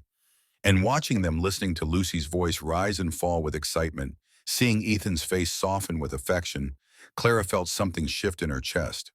This was family, not the idealized version shown in advertisements or movies, not the carefully curated images posted on social media, but the real, messy, beautiful version that existed in small moments, in inside jokes, in the comfortable chaos of people who knew each other completely. Clara had never had this. Not as a child in a broken home, not as an adult who'd prioritized career over connection. She'd convinced herself she didn't need it, that ambition and achievement were sufficient, that family was optional, and possibly even an obstacle to the kind of success she wanted. But sitting here on a bench at a street fair, watching an artist sketch, listening to a 6-year-old explain her theories about anti-gravity, Clara realized she'd been lying to herself for years. She'd wanted this, had always wanted this, had just been too afraid of not getting it to ever admit the desire. The artist turned his easel around after about 10 minutes of work. Clara leaned forward to see. The portrait was simple, but somehow captured something essential. Lucy in the middle arms spread wide like she was about to take flight, face bright with unrestrained joy. Ethan beside her, one hand resting on her shoulder, expression gentle and protective and amused all at once. And Clara on the other side, leaning slightly toward Lucy, face softer than Clara had ever seen herself, looked like someone who just discovered something precious. They looked like a family. The portrait didn't just show three people sitting together. It showed connection, care, belonging. It showed Clara as part of something larger than herself. "It's perfect," Lucy breathed. The artist slid the paper into a protective sleeve. $5. Ethan pulled out his wallet, but Clara touched his arm. "Let me, please." She paid the artist, thanked him, held the portrait carefully like it was fragile, which it was in ways that had nothing to do with the paper it was drawn on. Lucy immediately wanted to explore more of the fair, dragging them toward a booth that appeared to be selling rocks. Clara followed, clutching the portrait, feeling like she was carrying evidence of a different life, a parallel version where she'd made different choices and ended up here instead of in a glass tower. They spent another hour wandering, ate lunch from a food truck that sold tacos so good Clara made involuntary noises of appreciation, watched a juggler perform, let Lucy try to win a goldfish at a ring toss game, failed, but the vendor gave her a stuffed fish as a consolation prize anyway. The afternoon sun turned everything golden. The air smelled like autumn and caramel apples, impossibility.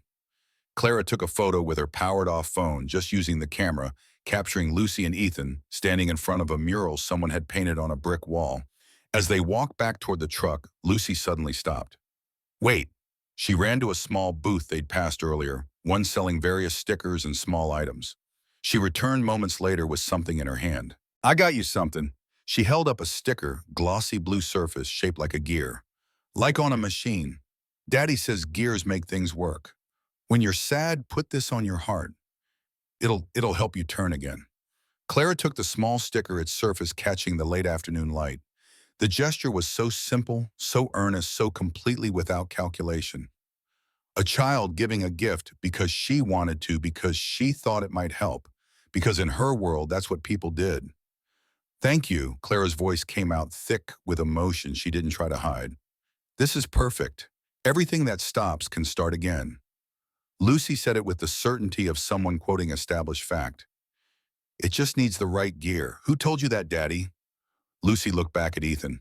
"He fixes things that are broken. He says nothing's ever really broken forever. You just have to find the right piece." Ethan met Clara's eyes and something passed between them. Understanding, maybe, or recognition. Or just the acknowledgement that sometimes 6-year-olds were wiser than adults twice their age. They drove back to the garage as the sun started to set, painting the Portland sky in shades of orange and purple that reminded Clara why she'd moved to this city in the first place. Before Monroe Analytics, before success, before the penthouse and the press coverage and the pressure, she'd come here because Portland felt like possibility. Like a place where people could reinvent themselves, where creativity mattered more than pedigree, where you could build something from nothing if you were willing to work for it. Somewhere along the way, she'd stopped seeing the city. It had become just backdrop, just setting for her story, something that existed to serve her ambitions rather than something to be experienced and appreciated. Now riding in Ethan's old truck with Lucy singing off-key in the back seat and the portrait resting on her lap and the blue gear sticker held carefully in her hand, Clara saw Portland again. Really saw it.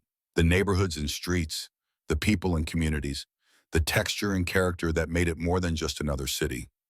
At the garage, Ethan turned off the engine but didn't immediately get out. "I guess you probably need to get back to your life now." It wasn't a question, but it landed like one. Clara looked at the portrait on her lap, at Lucy in the rearview mirror, at Ethan's profile in the fading light. "Probably, but But I don't want to, she laughed at herself at the absurdity of it. I'm a CEO. I run a company worth billions. I have responsibilities to hundreds of people. And all I want is to stay in a garage and eat instant ramen and hear more about flying cars. Lucy piped up from the back seat. You can stay. We have lots of ramen. If only it were that simple. Clara smiled at her. But I do need to go back eventually. Just maybe not tonight. Ethan nodded. Tomorrow then. Tomorrow. They went inside and Clara helped make dinner, which consisted of spaghetti from a box and sauce from a jar, and garlic bread that Lucy insisted on helping, with resulting in some pieces having approximately 30 garlic butter applications. They ate at the small table in the back room, Lucy telling increasingly elaborate stories about her day, Ethan listening with the patience of someone who'd heard similar stories 1,000 times and would happily hear 1,000 more. After dinner, they watched a movie. Lucy had picked something animated involving talking animals and life lessons about friendship. Clara sat on the couch with Lucy nestled against her side, feeling the small body's warmth, the trusting weight of a child who'd decided Clara was safe. Halfway through the movie, Lucy fell asleep. Ethan carried her to bed, and Clara could hear him reading a bedtime story even though Lucy was already unconscious. His voice carried through the thin walls, gentle and rhythmic, the kind of sound that made the world feel safe. When he emerged, Clara was looking at the portrait again, studying the version of herself captured in charcoal. You're very good at this, at what Ethan poured them both water from the tap. Being a parent, being a person, making it look easy when I know it's not. It's not easy, but nothing good ever is. He sat down in the chair across from her. Lucy makes it worth it, though. Every difficult moment, every time I question if I'm doing it right, she does something that reminds me why it matters. Like today, giving you that sticker. She came up with that on her own. I didn't prompt her. She just saw something you needed and wanted to help. She's remarkable. She's 6. Ethan smiled. But yeah, she is. They sat in comfortable silence, the movie still playing on low volume in the background. Clara turned the blue gear sticker over in her fingers, feeling its weight despite being practically weightless. Can I ask you something? Sure. Do you ever regret it? Giving up aerospace engineering, the big career, all of that, Ethan thought about it, really considered, rather than giving an automatic response. Sometimes. Usually at 3 a.m. when I'm up with Lucy because she had a nightmare and I'm exhausted, and I think about how I could be somewhere with normal hours and better pay and less responsibility. But then morning comes and she's excited about breakfast, and I realize that the life I have is better than the life I imagined. Different, but better. How do you know it's better? Because I'm happy. Actually happy, not just successful or respected or any of the other metrics we use to measure lives. I wake up with purpose. I spend my days with someone who needs me and makes me better. I go to bed knowing I did something that mattered, even if it was just fixing cars and making dinner and reading bedtime stories. That's enough. More than enough, actually. Clara felt tears prick her eyes, unexpected and unwelcome. I can't remember the last time I was happy, actually happy, not just achieving or succeeding or checking boxes. Maybe that's your answer then. What do you mean you asked me if I regret my choices? But maybe the real question is whether you regret yours. The words hit hard because they were true. Clara had built an empire, had achieved everything she'd set out to achieve, had proven every doubt wrong, had succeeded beyond what anyone expected of a kid from her background. She'd done it all, and she was miserable. The admission, even just in her own mind, felt like failure. She wasn't supposed to be miserable. She was supposed to be thrilled, grateful, satisfied with her success. That's what success meant, wasn't it? That's what she'd been chasing for 16 years. But if success looked like collapsing at your own celebration and waking up in a stranger's garage and realizing you'd never been so content as when you were eating pancakes with people you'd just met, then maybe she'd been chasing the wrong thing entirely. I should go to bed. Clara stood suddenly exhausted in a way that had nothing to do with physical tiredness. Thank you for today, for yesterday, for all of it. You didn't have to help me. Yes, I did. Ethan's voice was firm. That's the thing about being human. We actually do have to help each other. It's not optional. It's what makes us human instead of just individual organisms competing for resources. Clara nodded, throat too tight for words. She went to the couch, now familiar territory, and settled under the blanket. The garage was dark except for ambient light from outside. The space heater glowed orange in the corner. Everything was quiet. She held the blue gear sticker up, examining it in the dim light. A simple shape, a basic mechanical component, nothing special on its own. But put it in the right machine, and it made everything work. Connected power to function, turned input into output, made the whole system move. When you're sad, put this on your heart. It'll help you burn again. Clara pressed the sticker against her chest, feeling the adhesive stick to Ethan's borrowed t-shirt. Felt ridiculous and 6 years old and somehow comforted anyway. Maybe she could turn again. Maybe she wasn't permanently broken, just stalled. Maybe she just needed the right gear to get moving in a direction that actually led somewhere she wanted to go. She fell asleep holding the portrait, dreaming of flying cars and street fairs, and a little girl who believed everything broken could be fixed if you just found the right piece. Monday morning arrived with the weight of inevitability. Clara woke on the garage couch for the third time, and this time the sanctuary felt different. Less like refuge, more like delay. The real world waited beyond these concrete walls, and she'd already pushed avoidance past reasonable limits. Her phone powered on reluctantly, the screen flooding with notifications that had accumulated over 48 hours. The number climbed past 2,000 before stopping. Her assistant had called 67 times, the board chair 32. Her CFO had sent increasingly frantic texts that progressed from professional concern to barely concealed panic. The most recent message, time-stamped an hour ago, was simple and devastating. Emergency board meeting scheduled. Your presence required.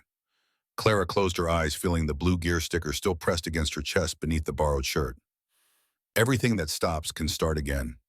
Lucy's words felt less like comfort now, more like a challenge she wasn't sure she could meet. Ethan appeared from the back room, already dressed for work, grease stains on his jeans suggesting he'd started early. Lucy trailed behind him, half awake and dragging her stuffed fish. Morning, his voice carried no judgment, just acknowledgement of the day ahead. I need to go back. Clara said it like confession, like admitting failure. I know. She stood folding the blanket with unnecessary precision, delaying the moment of departure. Thank you for everything. I don't know how to. Ethan held up a hand, stopping her. You don't owe me explanations or gratitude. You needed help. We helped. That's just what people do. Not in my world. Then maybe it's time to change worlds. The words followed Clara as she called for a car, as she changed back into her now wrinkled evening gown, because those were still the only clothes she had, as she said goodbye to Lucy, who made her promise to come back and see the finished flying car design. The ride back downtown felt like traveling between dimensions. The driver's eyes kept flicking to the rearview mirror, clearly recognizing her, but too professional to comment on her appearance or the 48-hour absence. The city rolled past the windows, familiar and foreign simultaneously. Her Portland and Ethan's Portland occupying the same geography, but existing in completely different realities. Monroe Tower rose against the morning sky, glass and steel, asserting dominance over the cityscape. Clara's stomach clenched as they pulled up to the entrance. The doorman's expression flickered with relief before settling into professional neutrality. Welcome back, Ms. Monroe. The elevator ride to the penthouse felt interminable. Her reflection in the polished doors showed exactly what she was, a woman who'd spent 3 days in a garage, wearing a ruined dress hair, pulled back with a drugstore hair tie, no makeup, no armor. She looked human, vulnerable, real. She looked nothing like a CEO. The penthouse was exactly as she'd left it, sterile and perfect and utterly empty. Clara stood in the middle of the living room, the space feeling alien, despite being her home for 5 years. Everything was expensive. Nothing was lived in, the kind of place designed for photographs rather than living. She showered, washing away 3 days of garage dust in instant ramen and simplicity. Dressed in her usual uniform, tailored pants, silk blouse, blazer that cost more than most people's monthly rent.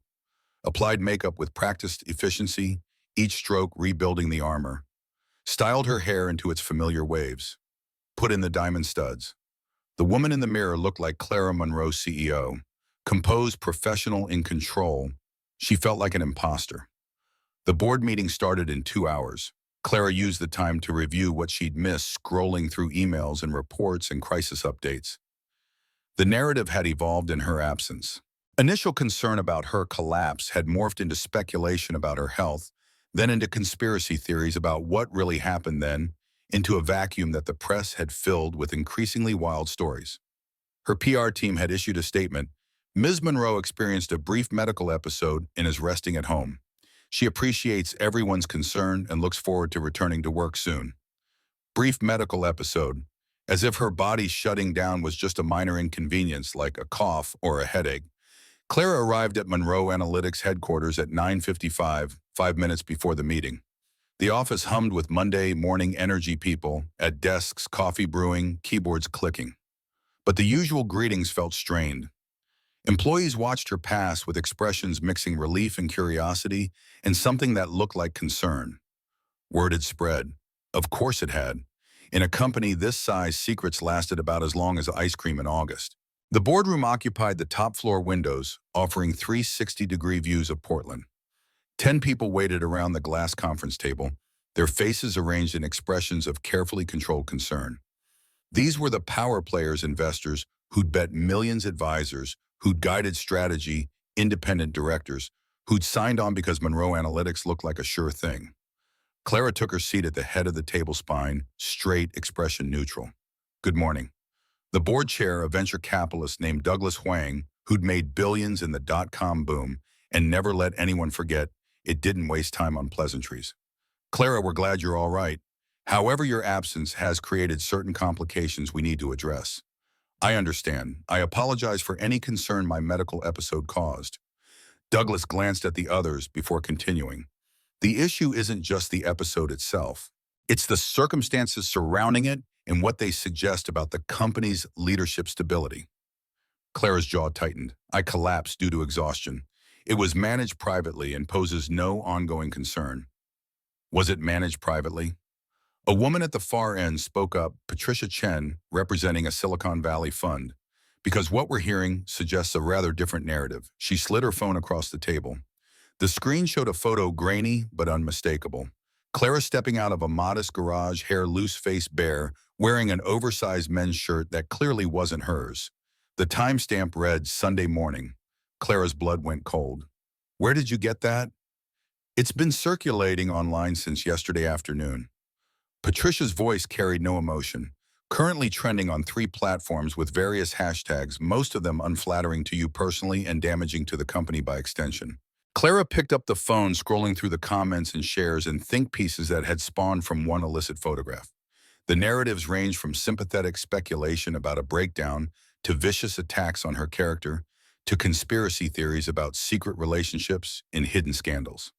CEO meltdown, read one headline. Fall from grace, read another. Monroe decline was trending with 80,000 tweets, most of them from people who'd never met her, but had strong opinions about her life choices. This is a violation of privacy. Clara's voice stayed level through pure force of will. It's also a crisis. Douglas leaned forward. Our valuation dropped 4 points this morning. 3 institutional investors have requested meetings to discuss their positions. The press is camped outside the building. We have a situation that requires immediate management. What are you proposing? That you take a temporary leave of absence? Let the attention die down, get whatever help you need, come back when things stabilize. The words landed like a punch. You want me to step down? Temporarily? Patricia tried to soften it, with full support and the clear understanding that this is about optics, not capability. Clara looked around the table, reading the faces that had supported her for years. They weren't hostile exactly, just pragmatic. The company mattered more than any individual, even the founder, especially the founder if that founder became a liability.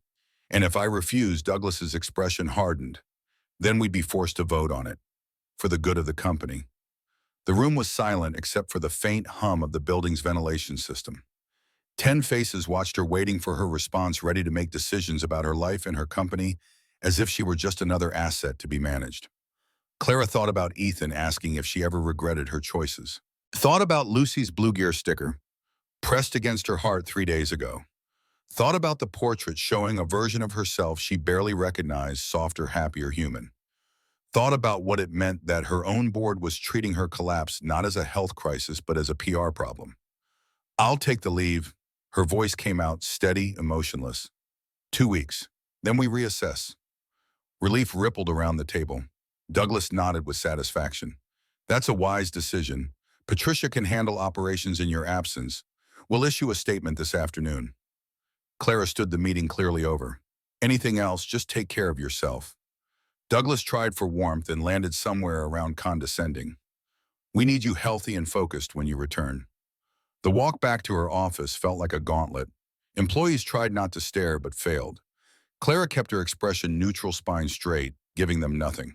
Inside her private space, she closed the door and leaned against it, breathing carefully. Her phone buzzed. Her PR director already crafting the statement. Her assistant asking if she needed anything. Her CFO requesting a transition meeting. Everyone wanting something, needing something, demanding pieces of her attention and energy and time. Clara silenced the phone and walked to the window. Portland spread below the city she'd conquered, now feeling like a stage where everyone watched her stumble. Somewhere out there beyond the downtown corridor, Ethan was fixing cars in his garage. Lucy was probably in school learning about math or science or whatever 6-year-old studied, completely unaware that the airplane princess she'd befriended was being dismantled by her own creation. The evening news led with it. Clara watched from her penthouse, morbidly fascinated by how her life looked filtered through media narrative. They showed the photo, of course. Showed footage of the gala before her collapse. Showed Monroe Analytics headquarters with reporters camped outside. Interviewed industry experts who speculated about founder burnout and the pressures of running a unicorn startup and whether this signaled deeper problems with tech culture. A psychologist appeared on screen discussing the dangers of work addiction and the importance of mental health. A business analyst talked about succession planning and what happens when companies become too dependent on charismatic founders. A tech journalist Clara had given an interview to last year now picked apart her leadership style and questioned into whether she'd ever been as stable as she appeared. They weren't entirely wrong, which made it worse. Her phone continued its relentless buzzing despite being on silent. Clara finally turned it off completely, needing the silence, craving the quiet she'd found in the garage. But this penthouse wasn't quiet. It was empty, which was different. Quiet suggested peace. Empty suggested absence. She could hear her own breathing, her footsteps on imported marble, the mechanical hum of expensive appliances. No Lucy humming off-key. No Ethan's tools creating rhythmic background music. No jazz radio or space heater or life. Just Clara alone, with her expensive furniture and expensive views and expensive hollow success. The next days blurred together in a haze of isolation.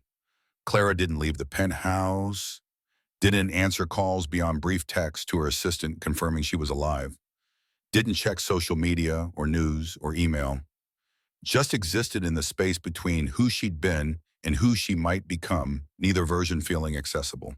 Food appeared via delivery services. She ate mechanically, tasting nothing. Slept in fits and starts, her body confused by the sudden absence of pressure and adrenaline. Tried to read, to watch television, to do anything that felt normal. Failed at all of it. The photo haunted her. Not because it was scandalous, it wasn't really, despite what the internet claimed, but because of what it represented. Clara Monroe, stripped of polish and pretense, caught in a moment of genuine human connection.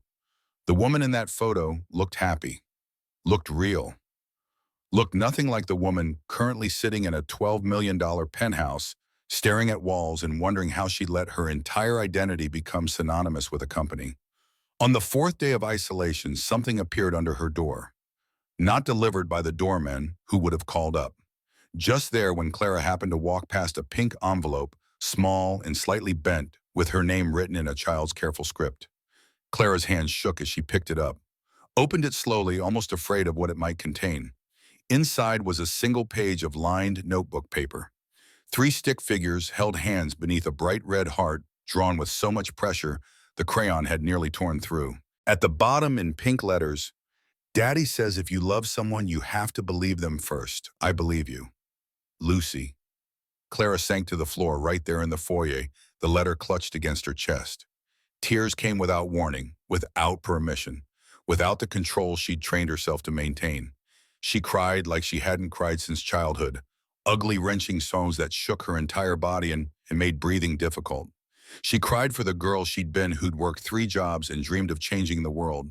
For the woman she'd become, who'd changed the world and lost herself in the process. For the version of herself captured in that street fair portrait, happy and unguarded and belonging somewhere. Cried because a 6-year-old child had somehow understood what no adult in Clara's life had managed, that beneath the scandal and speculation and strategic crisis management, there was just a person who needed someone to believe in her, not for what she'd built, but for who she was. The letter stayed on her floor for an hour before Clara could compose herself enough to stand. She carried it to the window, reading it again in the failing light. Daddy says if you love someone, you have to believe them first. When was the last time anyone had loved Clara? Not Clara Monroe, CEO. When was the last time someone believed in her without requiring proof of worthiness through achievement? Her phone, powered back on, showed missed calls from everyone who wanted something. Her board wanting updates. Her team wanting direction. Her investors wanting reassurance. The press wanting statements. But the only message that mattered was the one written in crayon by a child who believed in flying cars and the inherent fixability of broken things. Clara opened her laptop for the first time in days, ignored the thousands of unread emails. Instead, she opened a blank document and started writing. Not a press release or strategic plan or damage control statement, just thoughts raw and unfiltered. She wrote about collapsing at her own victory party, about waking in a garage next to a girl who called her a plain princess, about instant ramen that tasted like care, and pancakes that tasted like community, and a day at a street fair that felt more real than any moment in her glass tower. Wrote about building an empire and losing her humanity in the process. About armor that protected her from the world but suffocated her in the process. About the difference between success that looked impressive and life that felt meaningful. Wrote until her fingers cramped and the city went dark outside her windows, and the words finally ran out. Then she made a phone call. The line rang 4 times before connecting. Ethan's voice came through slightly, breathless, like he'd been working. "Hello, it's Clara." A pause. "Hey, you okay?" "No." The honesty felt radical. "But I might be, eventually. What do you need?" Clara looked at Lucy's letter, at the stick figures holding hands beneath the heart. "I need to know if the offer still stands. To come back, not forever, just while I figure things out." "Of course it stands." Ethan's voice held no hesitation, no calculation, just simple acceptance. "When tomorrow will be here." Clara hung up, feeling like she'd just made the first real decision in years. Not strategic, not calculated, not optimized for maximum return on investment. Just human, just honest, just choosing connection over isolation. Because sometimes the bravest thing you can do is admit you need help. She packed a bag with actual clothes this time. Comfortable things she rarely wore: jeans, sweaters, practical shoes. Left behind the designer suits and silk blouses and diamond studs. Took the portrait from the street fair, the blue gear sticker carefully preserved in a small box, Lucy's letter folded in her pocket. Before she left, Clara stood at the penthouse window one last time, looking at the city that had been her kingdom. The glass towers and marble lobbies, the power corridors and networking spaces, the world she'd built and conquered and ruled. It looked very small from up here, very cold, very empty. She turned away from the window, from the view, from the life that no longer fit. Walked out of the penthouse carrying one bag and more questions than answers. The doorman called a car. The driver loaded her bag without comment. The city rolled past the windows as they headed across town toward a neighborhood with modest houses and a garage that smelled like oil and coffee and possibility. Toward a man who fixed broken things and a girl who believed everything could be repaired if you just found the right gear. Towards something that felt less like success and more like home. The rain started as Clara's car pulled up to the garage, fat drops that turned the windshield into a watercolor blur. She sat in the back seat watching water streak the glass, her bag beside her, second-guessing every decision that had led her back here. The driver waited patiently, meter running, probably wondering why his passenger wasn't moving. Through the rain-distorted windows, she could see light glowing warm inside the garage.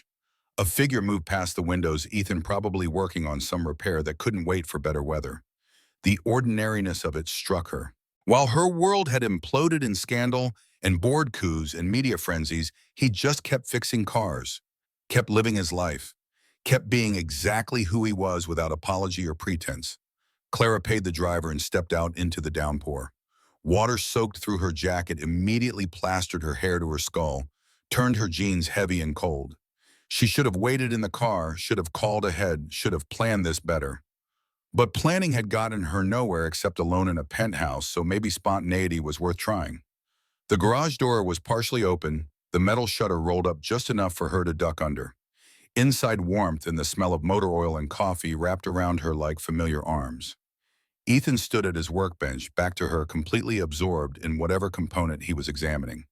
The radio played something bluesy and melancholic, fitting the weather. She must have made some sound water, dripping shoes squeaking, breath catching because he turned. For a heartbeat, neither of them moved. Then something shifted in his expression, surprise melting into something softer. "You came back." His voice was low, almost disbelieving, like he'd thought about her returning, but hadn't actually expected it. Clara set down her bag, suddenly aware of how she must look drenched and bedraggled, and showing up unannounced like some romantic comedy protagonist. "I couldn't stop thinking about what you said, about fixing what's worth keeping." She pulled Lucy's letter from her jacket pocket, the paper damp but intact. "And I couldn't stop thinking about this."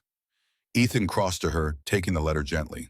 He read it with the careful attention of someone who understood that children's words often carried more wisdom than adult complexity. His mouth curved into a soft smile. "She'll be happy you came. School lets out in an hour." The mention of school, of ordinary rhythms and schedules that had nothing to do with board meetings or crisis management, made Clara's chest ache with something she couldn't name. Ethan was still watching her, and she realized she was shaking from cold, from nerves, from the enormity of what she was attempting. If you had to choose between the image everyone believes and the truth that no one understands, what would you do? The question came out steadier than she felt. He considered it with the same focus he brought to mechanical problems, like her question deserved real thought instead of platitudes.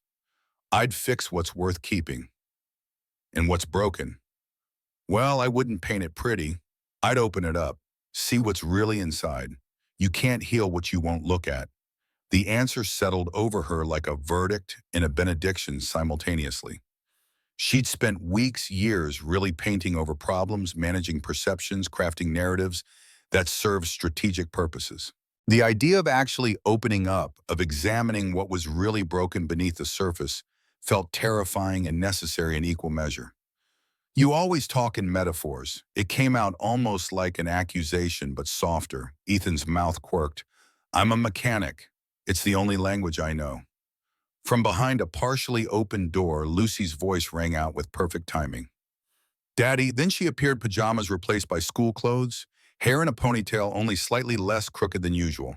Her face lit up like Christmas, and birthdays compressed into one moment. "You came back." Before Clara could respond, Lucy launched herself forward, and arms wrapping around Clara's waist, with the uninhibited affection of someone who didn't calculate the social appropriateness of hugs. Clara found herself returning the embrace, bending down to Lucy's level, feeling the small, solid warmth of a child who believed in her, despite having no logical reason to. "I brought your picture back where it belongs." Clara managed her voice thick with emotion she didn't bother hiding. Lucy pulled back just enough to beam at her. "Did you put the gear on your heart every day? And did it help you turn?"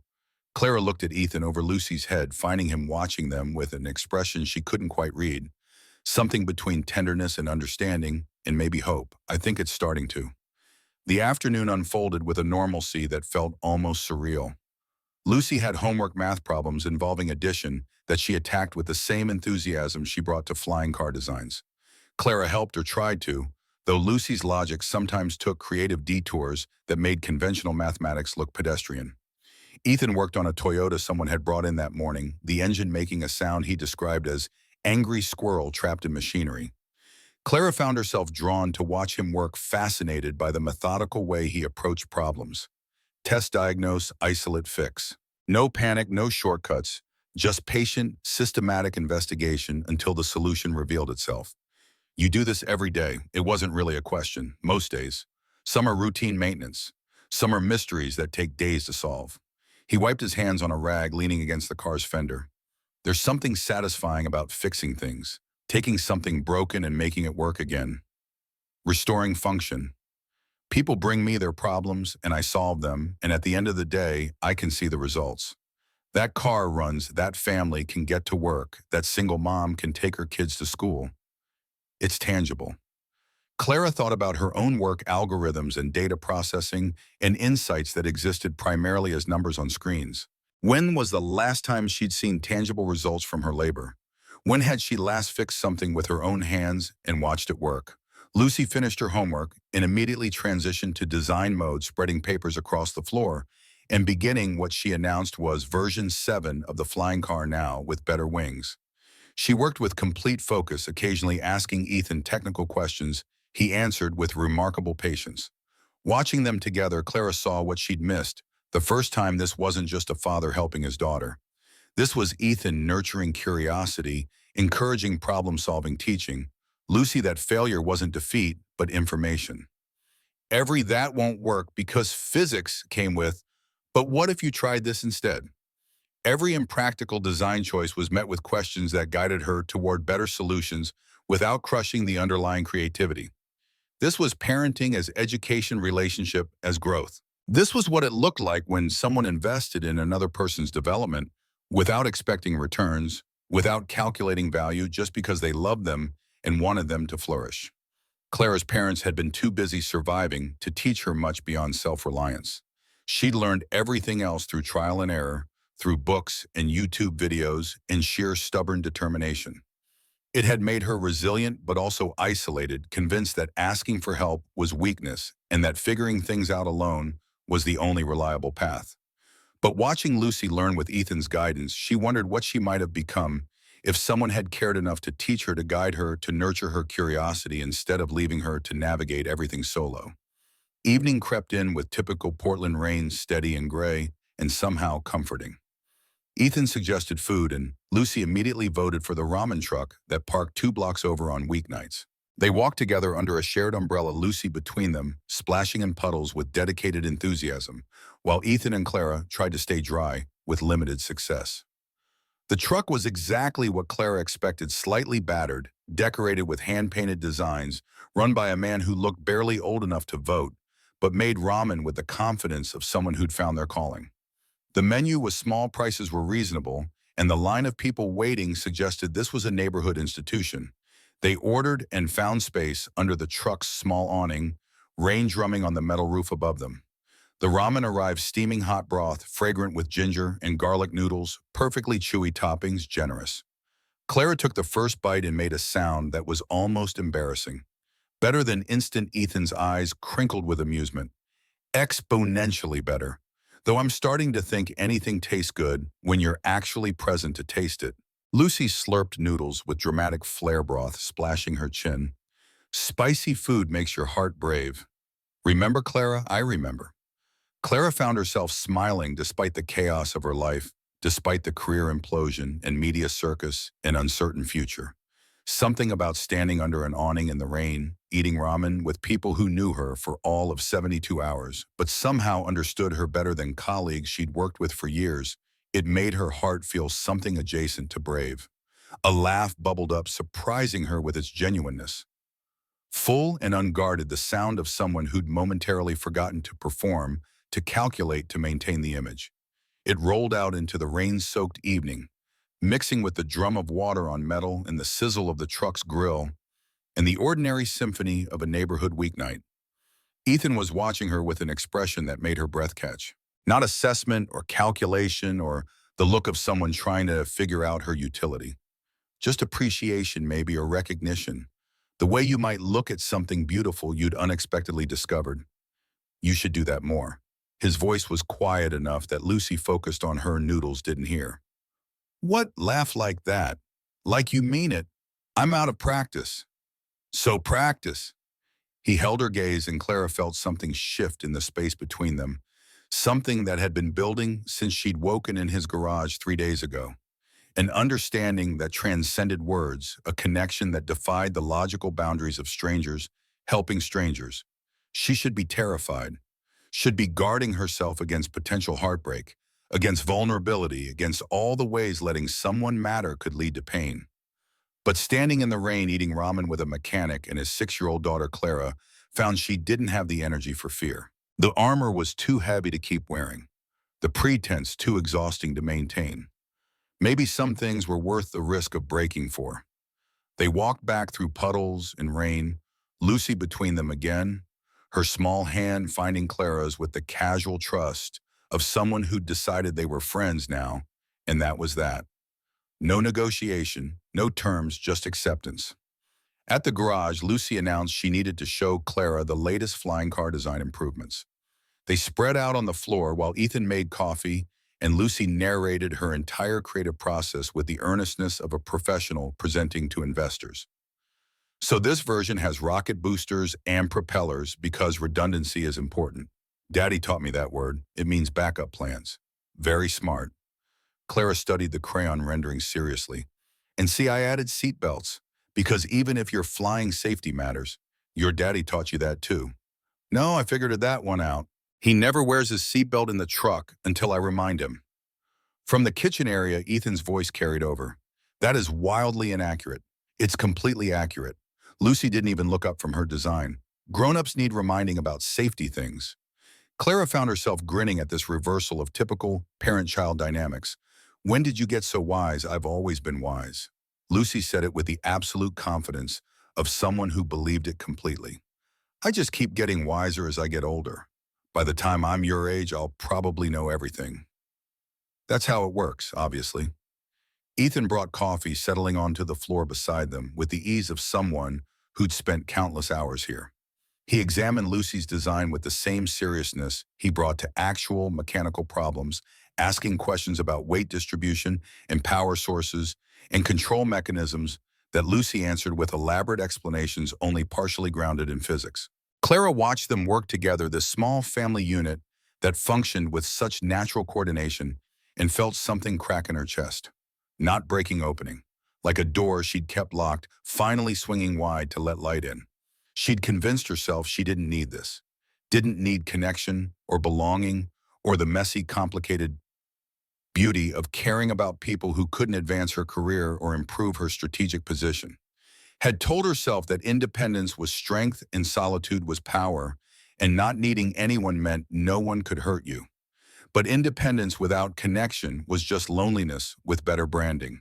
And strength without vulnerability was just rigidity waiting to shatter under pressure. Lucy eventually wore herself out, fighting sleep with diminishing success until Ethan carried her to bed. Clara heard the familiar bedtime story routine, his voice low and rhythmic, reading something about Charlotte and Wilbur, and felt a pang of longing so acute it was almost painful. This, this was what she'd been missing while building empires and chasing valuations and proving she didn't need anyone. This ordinary magic of routines and care and small moments that added up to lives worth living. When Ethan emerged, Clara was at the workbench examining tools with the fascination of someone discovering a new language. He joined her comfortable in the silence that had become their default mode. I need to tell you something. Clara's voice came out steadier than she felt. About why I really came back. Okay, she took a breath, committing. My board forced me to take a leave of absence. That photo of me leaving here, it's been everywhere. The narrative is that I had some kind of breakdown, that the company's in crisis, that I'm unstable. They were managing me like a PR problem instead of a person. Are you having a breakdown? Clara considered the question honestly. Maybe. Or maybe I'm having a breakthrough, finally seeing clearly after years of fog. Is there really a difference? Probably depends on what you do next. Ethan leaned against the bench, giving her space to work through her thoughts. What do you want to do? That's the problem. For 16 years, I've known exactly what I wanted. Build the company, grow, the valuation, prove everyone wrong, succeed by every metric that matters. Now I have no idea. The thing I spent my entire adult life building feels like it belongs to someone else. Like I created this monument to ambition and then realized I'd rather have a home. So build a home. It's not that simple. Why not? Because homes don't have valuations. They don't impress investors or make headlines or prove you're worth something. They just exist. And I don't know how to measure worth without external validation. Ethan turned to face her fully, his expression serious. You want to know what you're worth? You made my daughter laugh. You helped her with homework you probably found insultingly simple. You sat on a garage floor and took her flying car design seriously. You showed up in the rain because you couldn't stop thinking about a letter written in crayon. That's worth more than any valuation. Clara felt tears threaten to force them back. In my world, that's called wasting time. Then your world's measuring the wrong things. He reached out fingers, brushing her arm in a gesture that felt both tentative and sure. Worth isn't what you produce. It's who you are when no one's keeping score. The words landed like absolution and challenge simultaneously. Clara had spent so long being evaluated, measured, scored against metrics of success that she'd forgotten people had inherent value beyond their productivity. That worth existed separate from achievement. What if I don't know who I am when no one's keeping score? The admission felt like confession. Then you figure it out. That's what the rest of us do every day.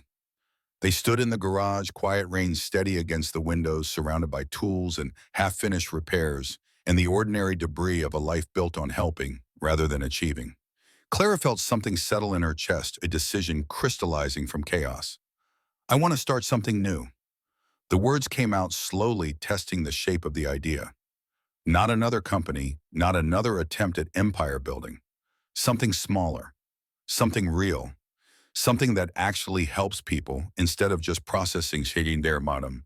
What kind of something? She thought about Lucy's blue gear sticker, about the metaphor of small pieces making big machines work, about Rose's diner serving the community for 40 years, about Ethan teaching his daughter that broken things could be fixed if you found the right piece.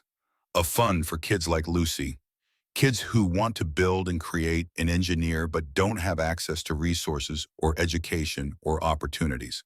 Not charity investment, real investment in human potential without demanding immediate returns. She paused, the vision sharpening. Call it something like the Little Gear Fund. Ethan's face transformed, surprise shifting to understanding, to something that looked like pride. That's brilliant. It's small. Small gears make big machines work. His voice carried the echo of Lucy's wisdom. Besides, small isn't the same as insignificant.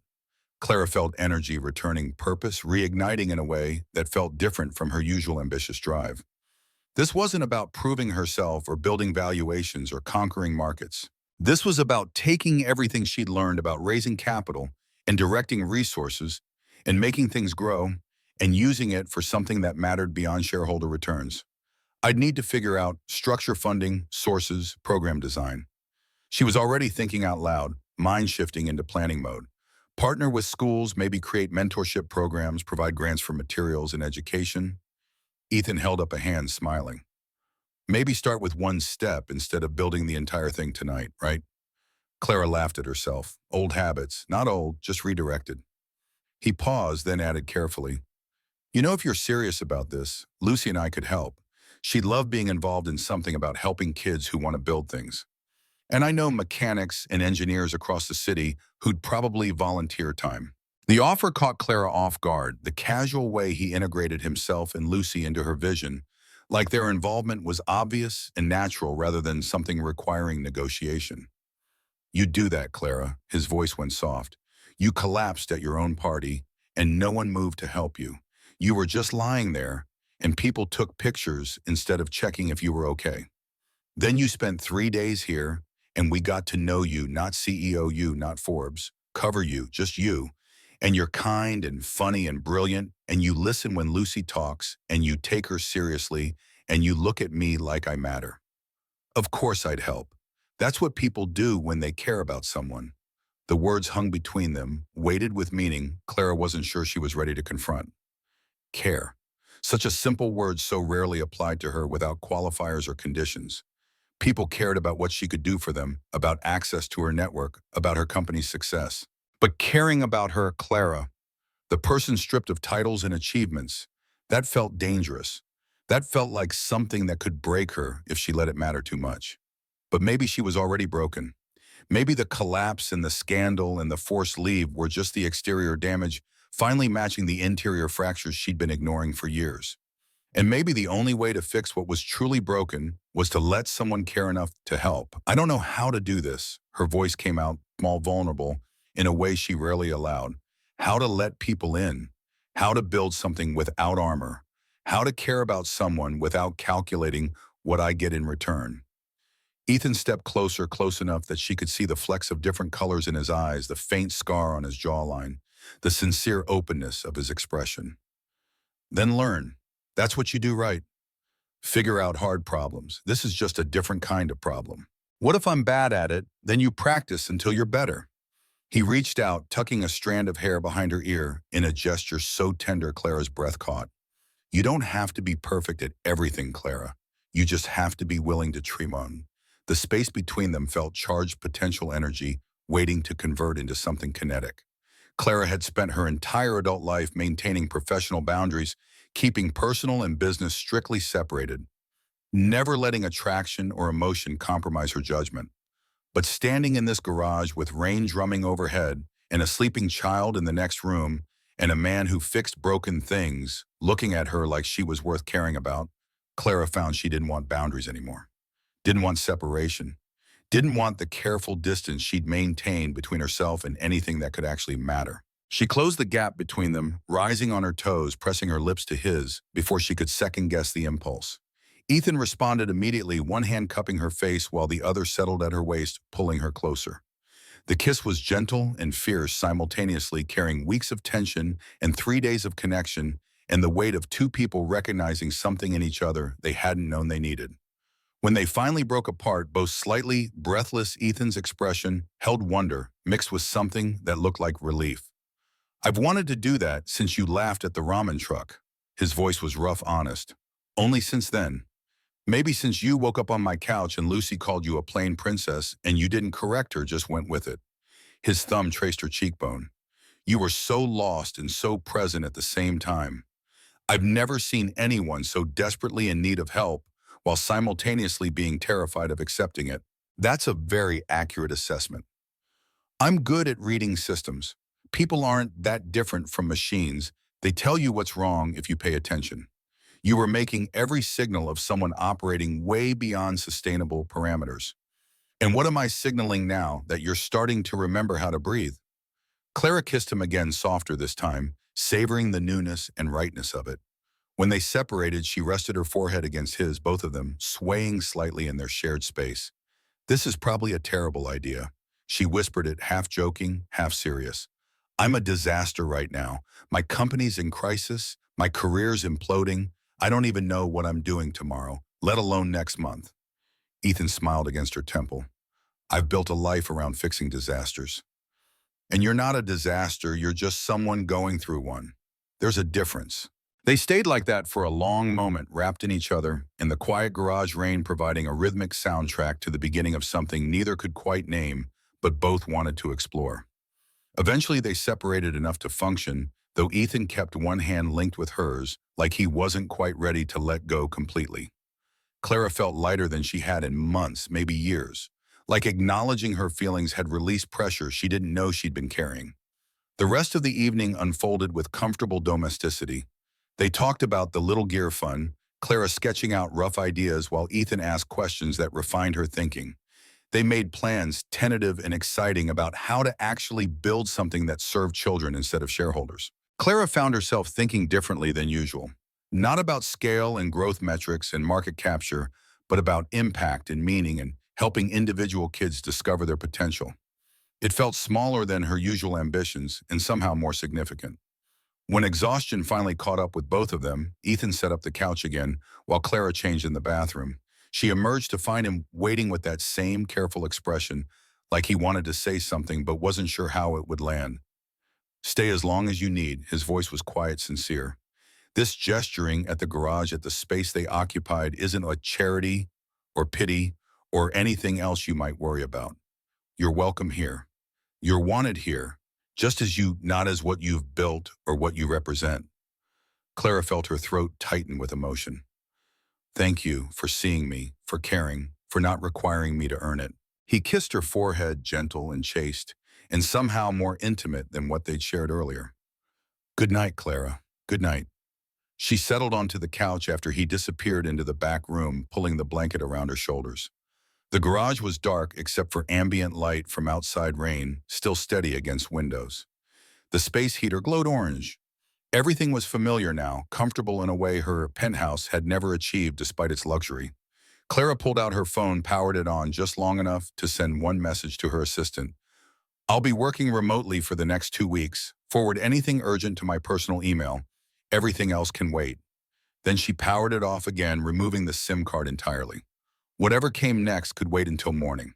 Tonight was for rest, impossibility, and letting herself exist in a space where her worth wasn't measured by productivity. She fell asleep holding Lucy's crayon letter, the blue gear sticker pressed over her heart, dreaming not of boardrooms and valuations, but of children with wrenches and flying cars and small pieces that made impossible machines work.